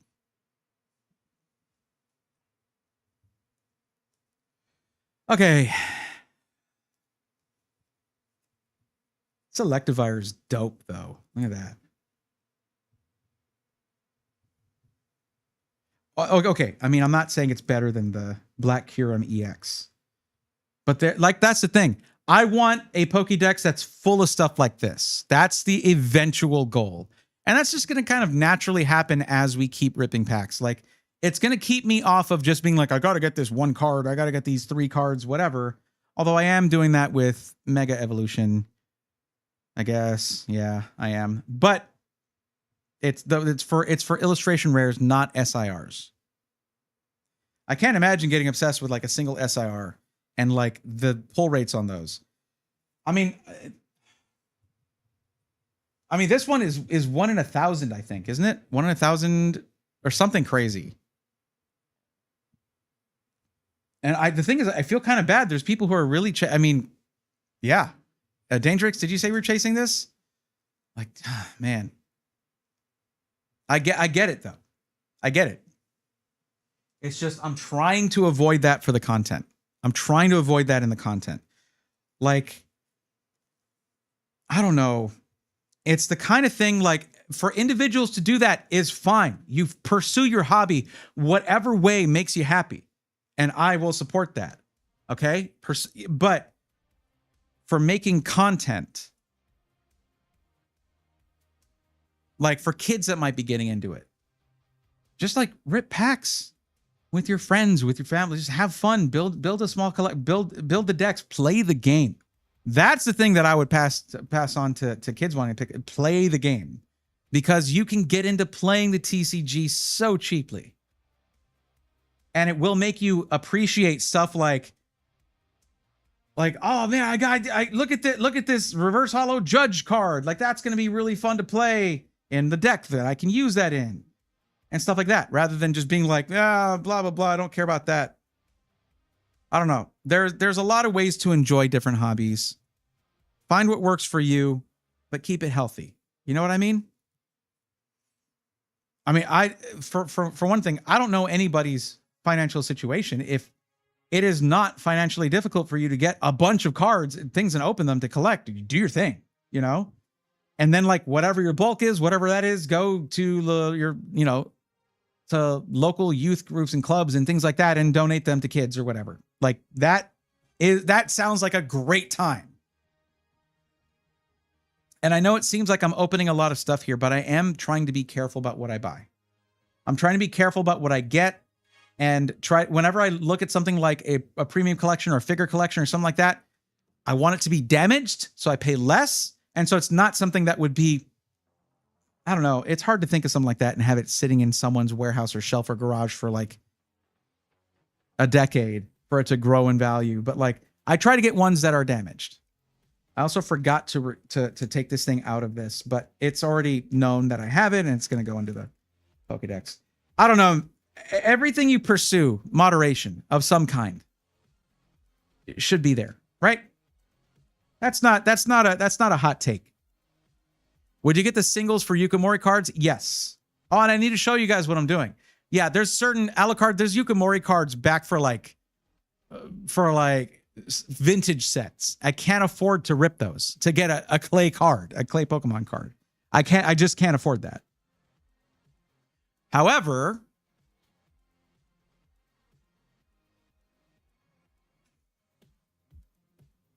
this might be a mistake.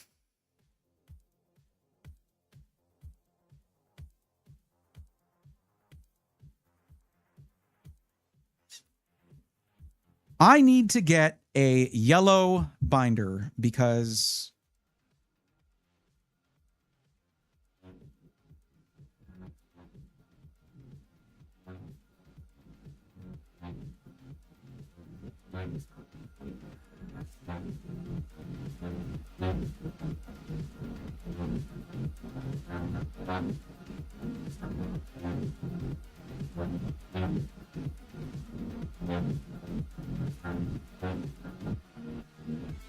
I'm not going to get every Pikachu card. Do you know how much that would cost? Do you have any idea how much that would cost? There are Pikachu cards that are like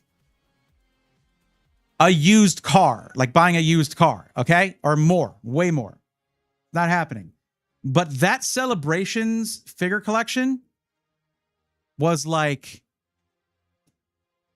it was the spark for this. Haha, spark. Get it?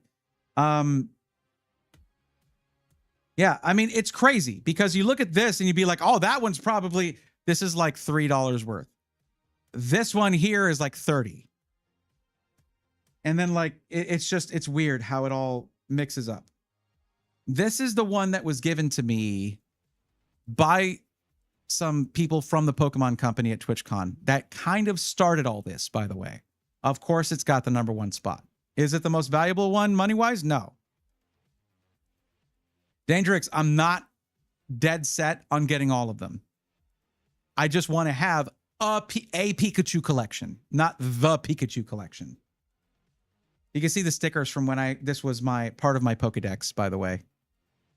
I feel like this was a great system. I just got these stickers that were like from 0001 to 2000. And I just put a sticker on just like a corner of one card, one slot per row. And it looks really clean. I did the same thing in the new XXL binder. Here's what I have for Yukimori so far for one, except the ones that have not been sorted yet. I have some duplicates. And the problem is when I get one that's a reverse holo, I want to put it in the Pokedex. But also I have one of the, yeah, this is not Yukimori. This one's Asaka Ito, which I got like the Audino full art Asaka Ito. These are the knitted ones, not the clay ones. So do I want to get Asaka Ito cards? Maybe I do. I don't know.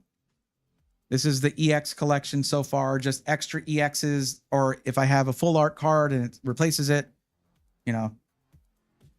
So far, eventually it'll have a dedicated binder. But I'm not like, y'all gotta understand. I'm collecting them because they're cool, not because I have to have them all. I don't care about having every EX card. I just want to have whichever ones I get need a good home. That's all it is.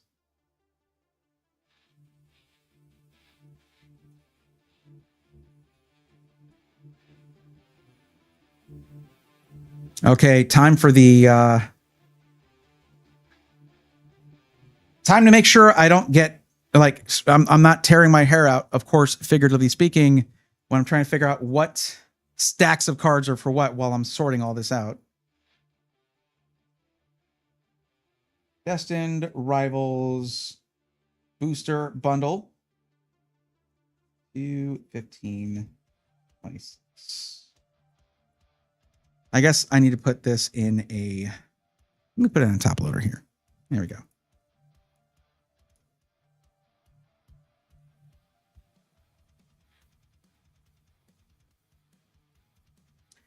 If anything, I just keep it in there until it goes into the binder. I know that thing's probably not, like, I'm not doing it as oh, I must protect its value. I don't, yeah.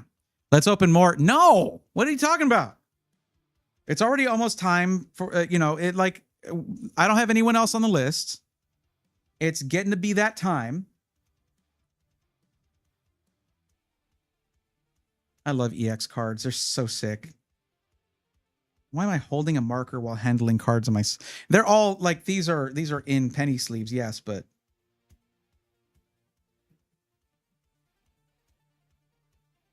And this was the...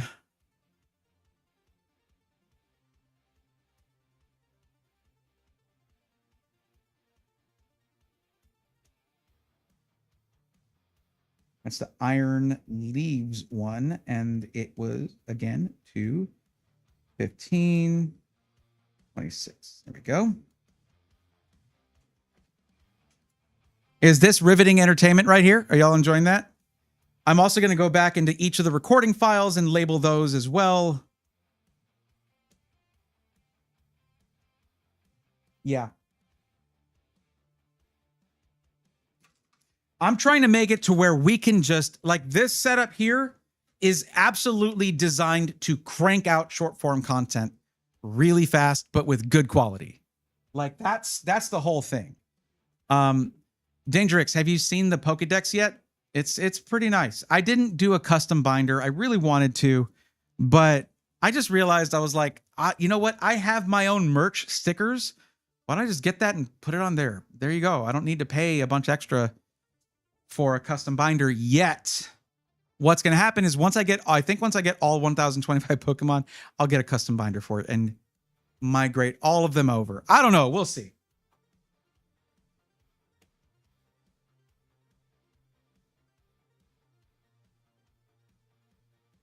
The main thing is I'm like scrambling to make sure that this is financially sustainable for me, because while we're trying to like build up a mountain of short form content so we can release one every day for a long time without like panic editing a bunch of stuff or whatever. Wait a minute. Why am I doing it like that? Okay. So I have the tin.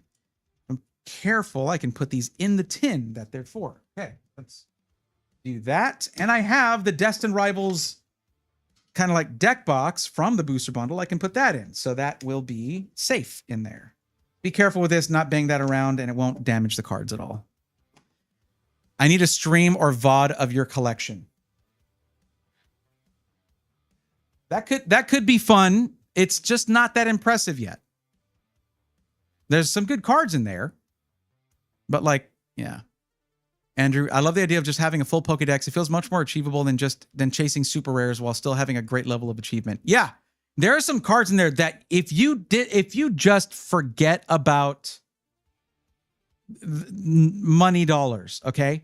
Because some of them are like $1.50 or $2, but it's a gorgeous card. Just gorgeous. And these cards are overlooked constantly. In this, like, look, it's 2026. Every artist, every career artist out there who has followed their passion through a lot of difficulty and tribulations is under threat of losing all relevance and income because of AI.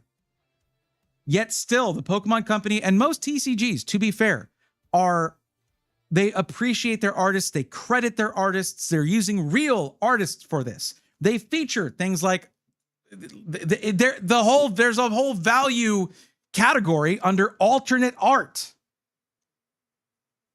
And there's people who collect art from someone who does little clay Pokemon and sets up dioramas and takes pictures of it.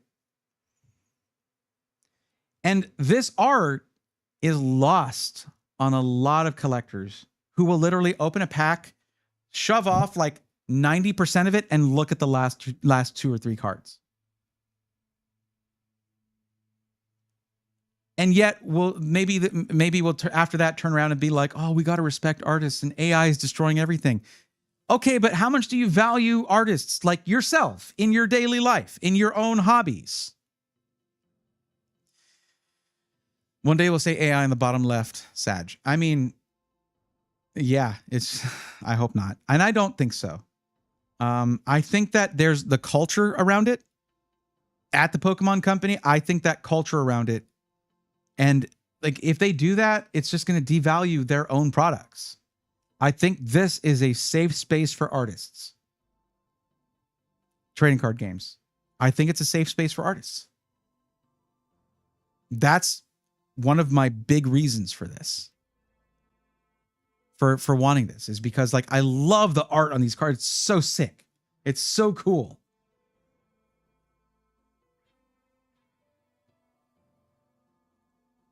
But yeah, you know, it's I also enjoy the content where it's like I'm chasing this one card. I mean, I get that. I get the draw of that. But it's almost like suffering. It's like watching suffering happen because it's like we know what's going to happen. You're not pulling the lovebirds, buddy. At least he's like, you know, like I'm thinking about Alex Ketchum here, who is like, this is the final card for a master set. And team up is very expensive. I mean, we're talking about like $300 a pack or something.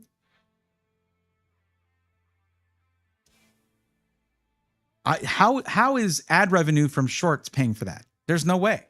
There's no way. Bucketo, what's going on? Yo, thank you for the tier 1 sub. Look at that. Thank you.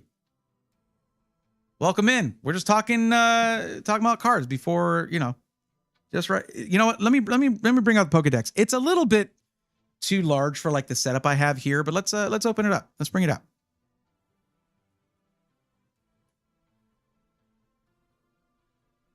I like to go through it now and then, and I did just add some cards to it, so.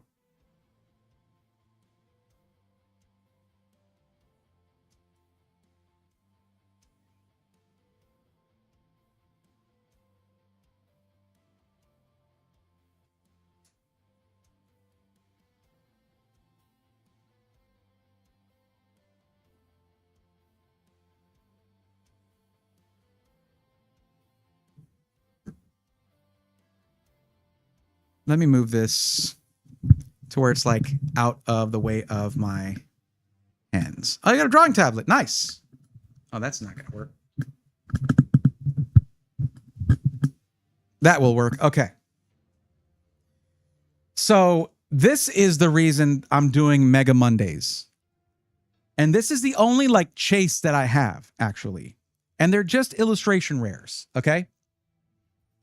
But starting out with a triptych of this Bulbasaur, Ivysaur, and Venusaur would be amazing. But then there's like the 150. Like, I'm not saying I'm judging people who have chases. Okay. But like the Charmander, Charmeleon, and Charizard from 151. Same thing with like I've already got the Wartortle from 151. So there's a Squirtle that matches it. And a Blastoise that matches it. I'm not looking for matching sets of everything throughout the whole Pokedex. Okay, that would cost me an insane amount of money. 151 is so expensive. I did just buy something that I think comes with 12 packs of 151. It wasn't, but it was way cheaper than getting an ETB that has 9. Way cheaper. The ETBs are like $300-400. It's crazy. It was like half the price of that. But 151, there's a reason people love that set, and why every card shop I went to was like, yeah, it's overrated. But you're still going to sell it, aren't you? So people want the illustration rares and SIRs from that. But like this is a dope Charizard card right here. Mega Charizard X EX is a dope card. And I pulled the Japanese one. I'm probably going to replace this promo card with the Japanese one that I got. That Mega Attack rare.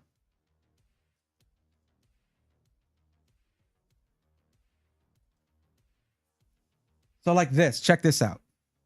Oops, my bad. Like, check this out right here. Look at this Pikachu card here. Look at this. This is, what was this from?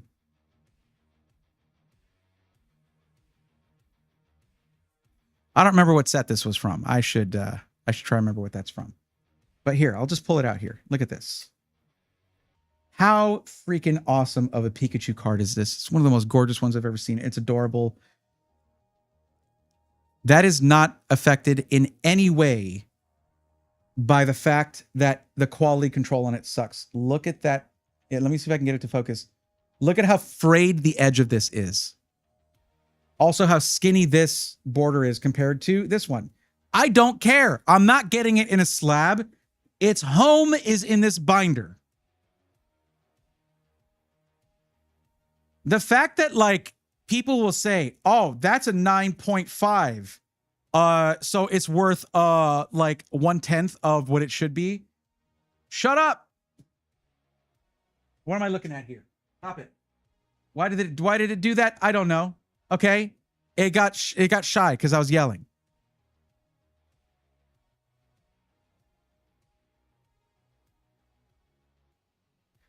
I think it's 25. Is Pikachu? I should know what Pikachu is. Anyway, look at this. Here's an example of, okay, Stream Deck, get out of here. Get out. Well, you know what? Here you go. Lone Vaquero, thank you for dropping that tier 1 sub. Let's go, nerds. I needed to do that anyway. Okay.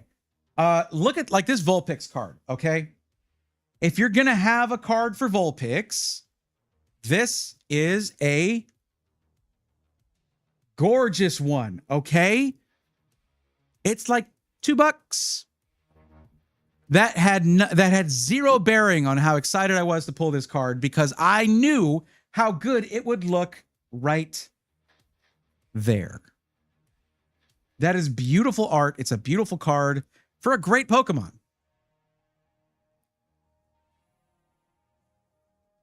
That's just my vibes when it comes to collecting. That's how I feel. It's kind of wild how the QC is though, to be honest, knowing how ratings and such are. Artificially controlling the market with iffy QC, maybe? I don't know. AI won't replace song or movie producers. It's meant to be a tool to assist in the arts, not to replace artists. And companies are so excited to stop paying people for their work that they're pushing it in the wrong direction. Really annoying. Some really nice Japanese EXs here.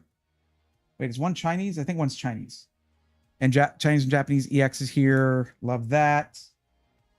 Look, okay. This is one of my favorite cards I have ever pulled, okay? And if I had zero interest in opening up the Chinese sets, I would never have gotten the Chinese exclusive Meowth. Look at the colors. And this is behind a penny sleeve. Look at the saturation on that. I adore this card, okay? Like, it's so nice. Do not sleep on the gem pack sets from China. Gem Pack Volume 3 is really good, but there's not a lot of Pokemon in it, but there's a lot of variety in the finishes that you get in terms of the foils and hollows and things like that. And the stamps are really cool. And look at that, right next to this really dope looking Alakazam. There you go. But yeah, there's a lot of empty spaces here. That's why I want more 151. Uh-oh. Yo, what's going on? Hold up. Let me get out of the Pokemon setup here. Because we got Nostalgia Game Sounds rating with a party of 14. Let's go, nerds. Welcome, Raiders. Welcome, Nostalgia Game Sounds. How's it going? Glad to have y'all in here. 151 of your fave? Heck yeah. I got some of that coming in. So if you're new here and you're like, wait, science and technology, but Pokemon? I do both. I help people with PCs to find the right pre-built or parts list for a DIY build. Either way, whichever. you want is what I'll help with. And in between helping people, or if I don't have anyone to help, either way, I do Pokemon stuff. I rip Pokemon packs. And we'll be doing some Pokemon gaming as well here coming up soon. Just for the new YouTube channel. But yeah, Nostalgia Game Sounds, how was your stream? Let me give you a shout out here.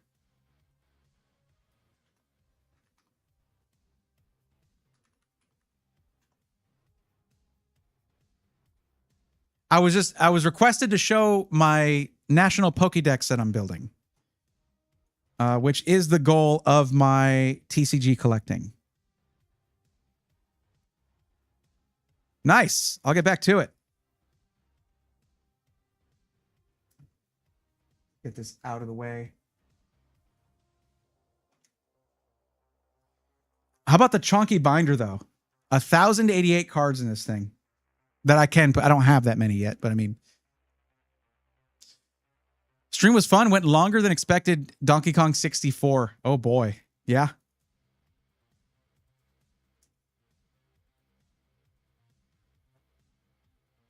So where were we? What page were we on?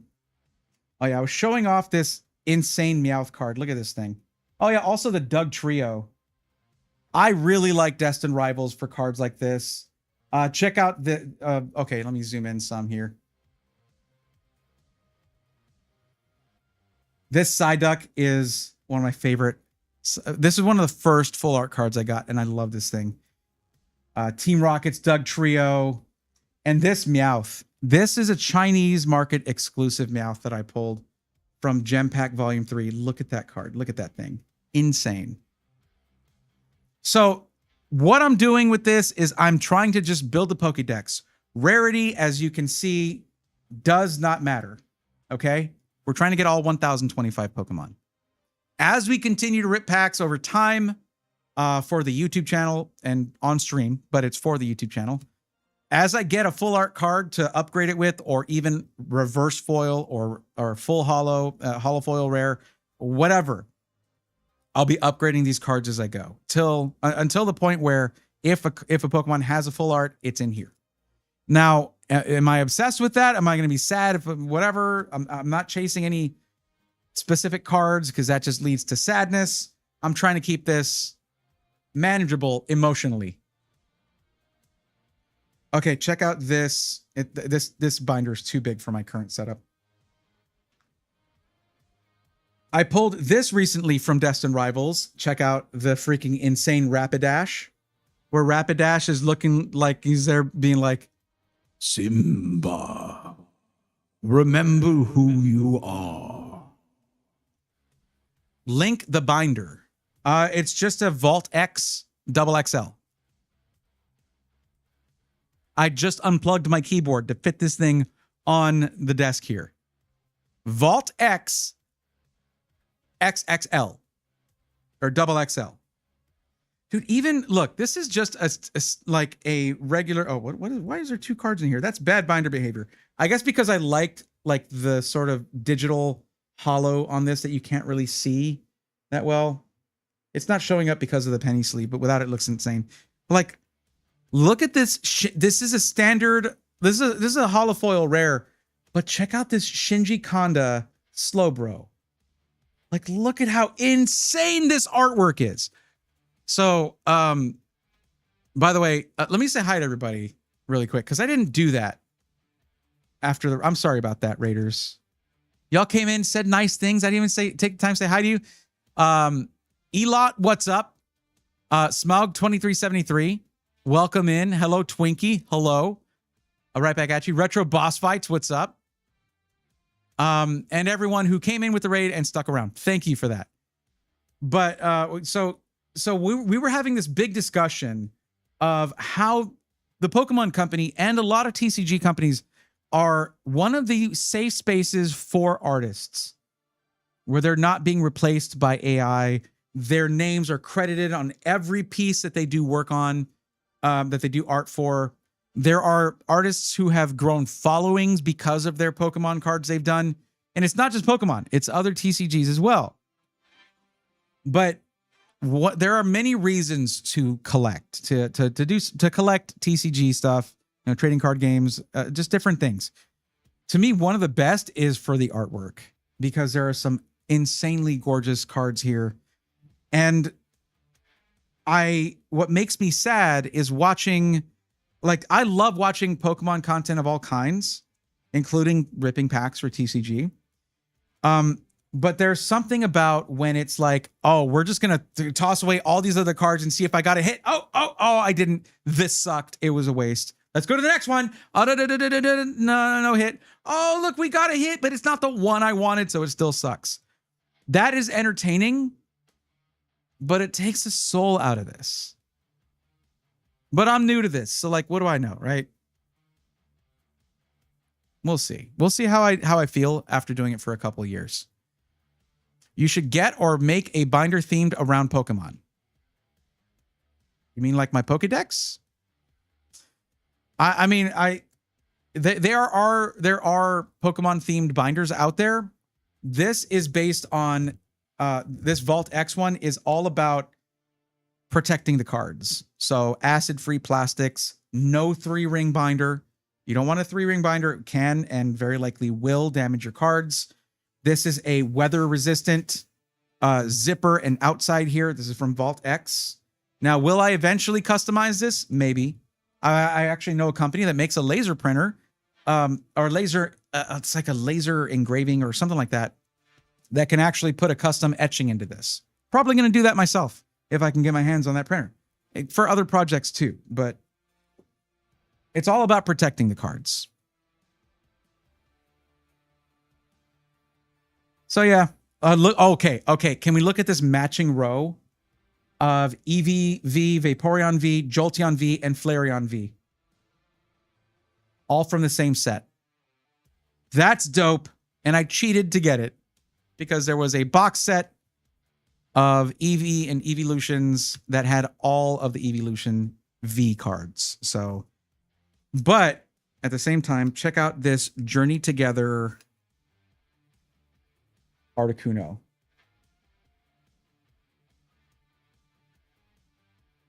Now, of course, you might think, hey, if he likes a specific card, why doesn't he just go buy the card? Isn't the thing is,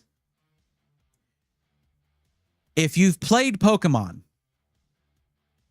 there is one thing that is the same in every single Pokemon game. You can't buy your Pokemon for your team. You got to catch them yourself. Now, if it's for the Pokédex, I'm catching them all myself. There might be an exception here and there. I'm not like elitist about it. I don't even know what set the quote-unquote B-hole Bonsly was in, but that's like one of the only times they've made a card for Bonsly, and it might be in a set that where each pack costs $200. I'm not going to try to pull that. I will just buy it if it's a very expensive set to rip. There's multiple Pokemon where they've only printed 1 or 2 cards ever. Ever. And it's only for specific sets. I don't mean 1 or 2 cards in quantity. I mean, there's like, you know, it's in one set, and that's the only set it's ever been in. Okay? That's what I mean. I know I'm just breezing through this. It's like impossible to get a full shot of this massive binder. Okay? Oh, there's the Espeon V and Umbreon V from that same collection. Really awesome Yanma.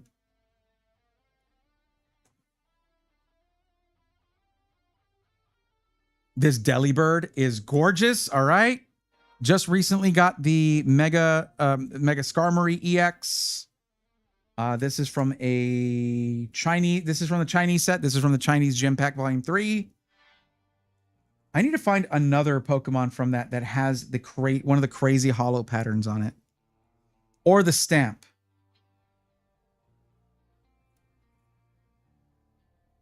Oh, this is one of my favorite cards, period.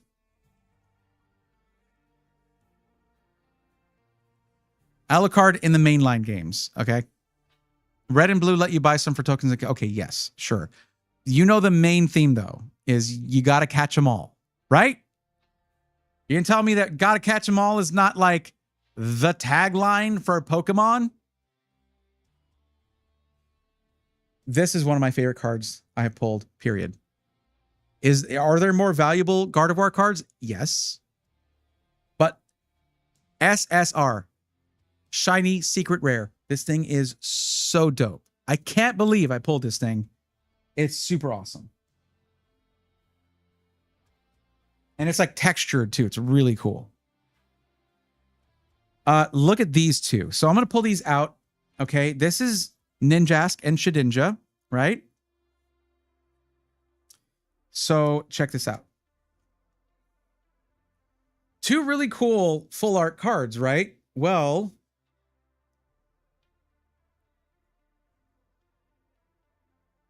yeah, it's actually kind of one. I just wish in the Pokédex I could have them one above the other. It's just their Pokédex and numbers are sequential, so it doesn't work. But that's what I love when Pokemon does that, when they link up artwork like that or split it between multiple cards. Got this great Numel full art right here. We can zoom back in a little bit. Next to the ultra rare Mega Camerupt EX. Let's go. Just really, really cool stuff. Now this is from the Gem Pack Volume 3 from China. And that seal right there it's actually a raised seal. It's awesome. And it's purple. And the artwork on this is, of course, insane because it's Shinji Kanda, one of the goats of Pokemon artwork. And yeah, Absol is also just a super dope Pokemon. This is another example of one of the crazy things you can get out of those Gem Pack Chinese cards. This star pattern holo is in. How do you read the card? How? But yeah. Basically, every card you pull out of those 4-card packs, it's only 4 cards per pack. Every card you pull is going to look insane. It's very, very fun to rip Gem Pack Volume 3. I haven't done the previous volumes, but I want to. Just looking for other cool ones to show you. Like this, we still have this much to go. Like, I'm not even... Good Lord. I know I have a rotary one somewhere. Okay, and then there's these. This is something they brought back, and I love it. The Mega Attack Rares. So this is a Japanese card, and the Mega Attack going across it is in English. If you pull this in English, the Mega Attack name going across it is in Japanese. And I'm going to show you the coolest example of that right now. Check this out.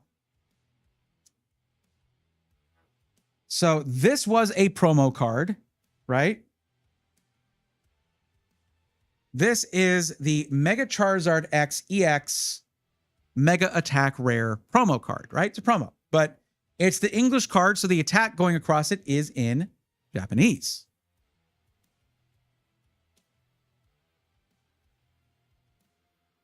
This is the Japanese counterpart that I actually pulled myself. Promo cards you get by default with certain sets or boxes. But then I pulled its English counterpart. How sick is that? That's super cool. All right.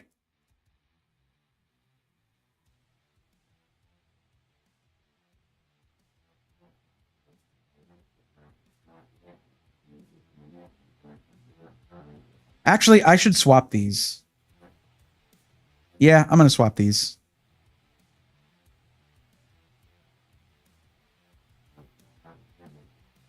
You have to be careful. You can stretch the plastic on that if you're constantly inserting and removing cards.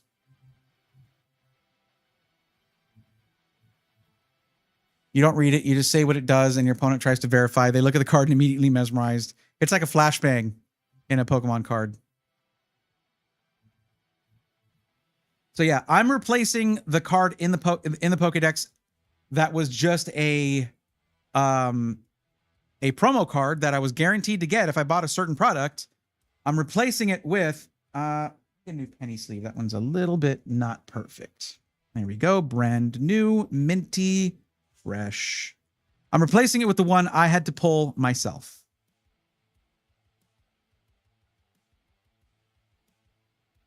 And I love the idea of putting multilingual cards in here, like the Japanese cards. I want to get Korean cards. I want to get I have Chinese cards in here.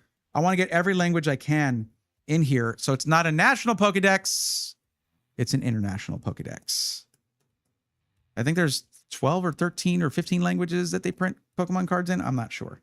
So that is going to go in with my, if I have a really cool card that already is covered by a better one or whatever SIR instead of an illustration rare, then I have a box just for this. And I'll probably eventually get, I don't know, a top loader binder just for really good pulls that are not needed in the Pokedex. But I think I'm going to cut it off there. We'll cover more of this later on looking at this.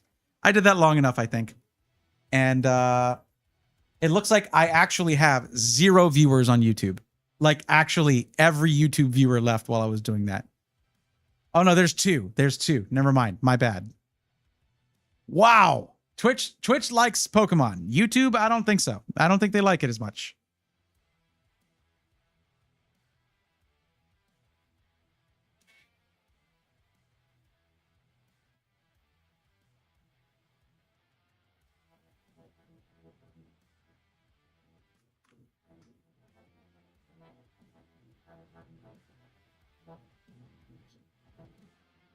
I should really be using a wireless keyboard for this, but I just really like this Syntec keyboard. It's really nice. Okay. Oh, sure. Yes. Oh, why is that still off? I probably accidentally pressed it with the binder.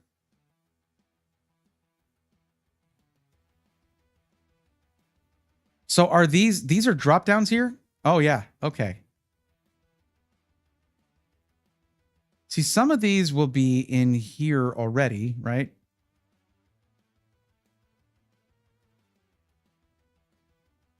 You said the prototype was the prototype full list. Okay. So this, hold on, let me fix my microphone. I had it out of the way so I wouldn't keep bumping into it. So this is how the one that should link up with everything else. Let's see. Wait, that's not correct. The Bulbasaur. Okay, so that is not linked up currently. Illustration rare stamped. That's the one that's in the Pokédex. That's the Mega Evolution one. So prototype full list. If it's copied off of this, it's going to be out of date, unfortunately, because I update in the tabs here. But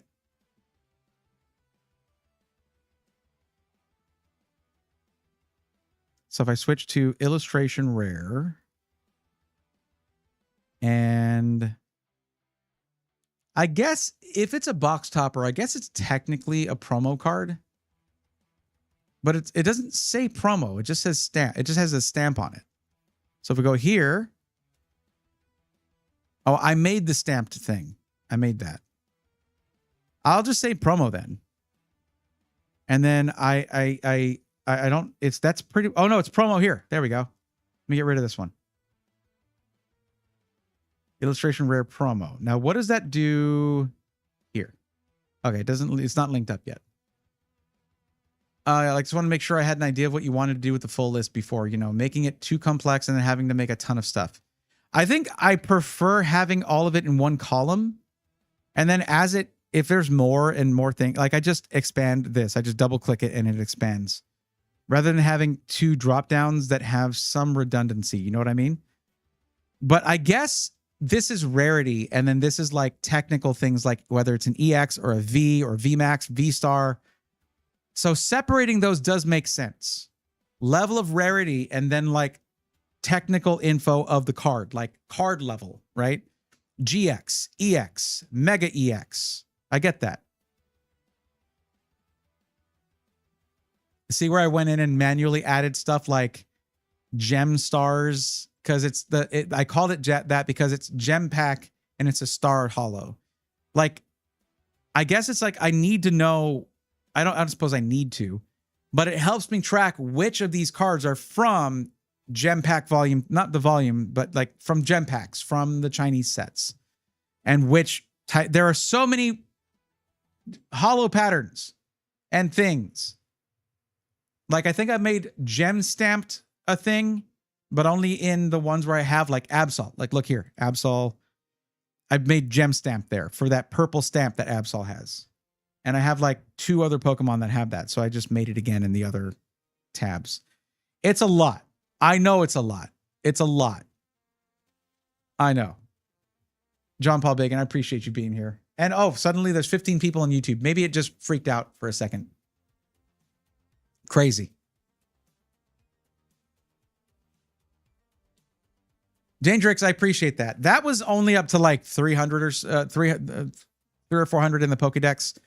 There's a lot more, but it's honestly really, really been fun. And I honestly, for anyone that wants to get into Pokemon, it's a large undertaking, but it's not, other than a few Pokemon that don't have many options in terms of what cards you can find, it's not that crazy to do it, especially if you're willing to just buy your cards, which for the sake of content, I'm not doing that. It's more for the sake of content than anything, to be clear. Because you can just go to a card shop and they just have unwanted bulk in some card shops where you can just go through and just pull out free cards to make a whole Pokedex. Not a whole Pokedex. There's some where it's like Bonsly has like 1 or 2 cards they've ever made of Bonsly. That's just one example. In that case, I have an idea of what to do to make this fun. I'll see if I can get it done by next stream. Okay. Question, Natty. Am I still able to work in these tabs? Because I still have like 7 stacks that I want to get put away. I don't want to just keep leaving them out. Can I work in it now or should I wait? If you think I should wait, like that's a legit question. It's not like, hey, I want to do this. Now I'm going to ask if it's okay. No. If you think I should wait because it's going to get easier or something or better, I will wait. Just watching the excitement of the ripping. Nice. Well, that excitement is over for the evening, unfortunately, but yeah. I'm sure you can work on it. The only thing I'll work on is the big full list. Okay.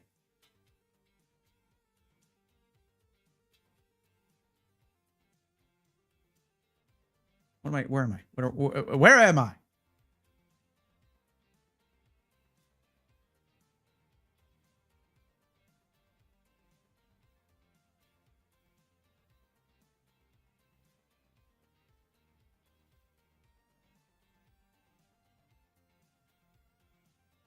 Okay.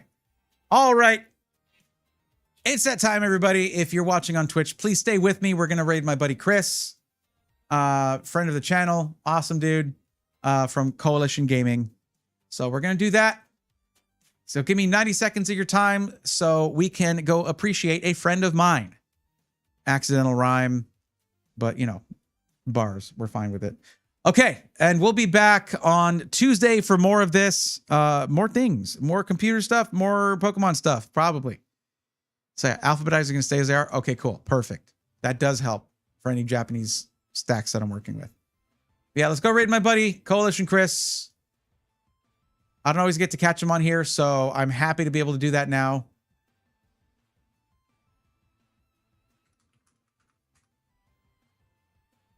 Let's do it. All right, guys. I'll see y'all on Tuesday. Until then, take care. Thanks for hanging out.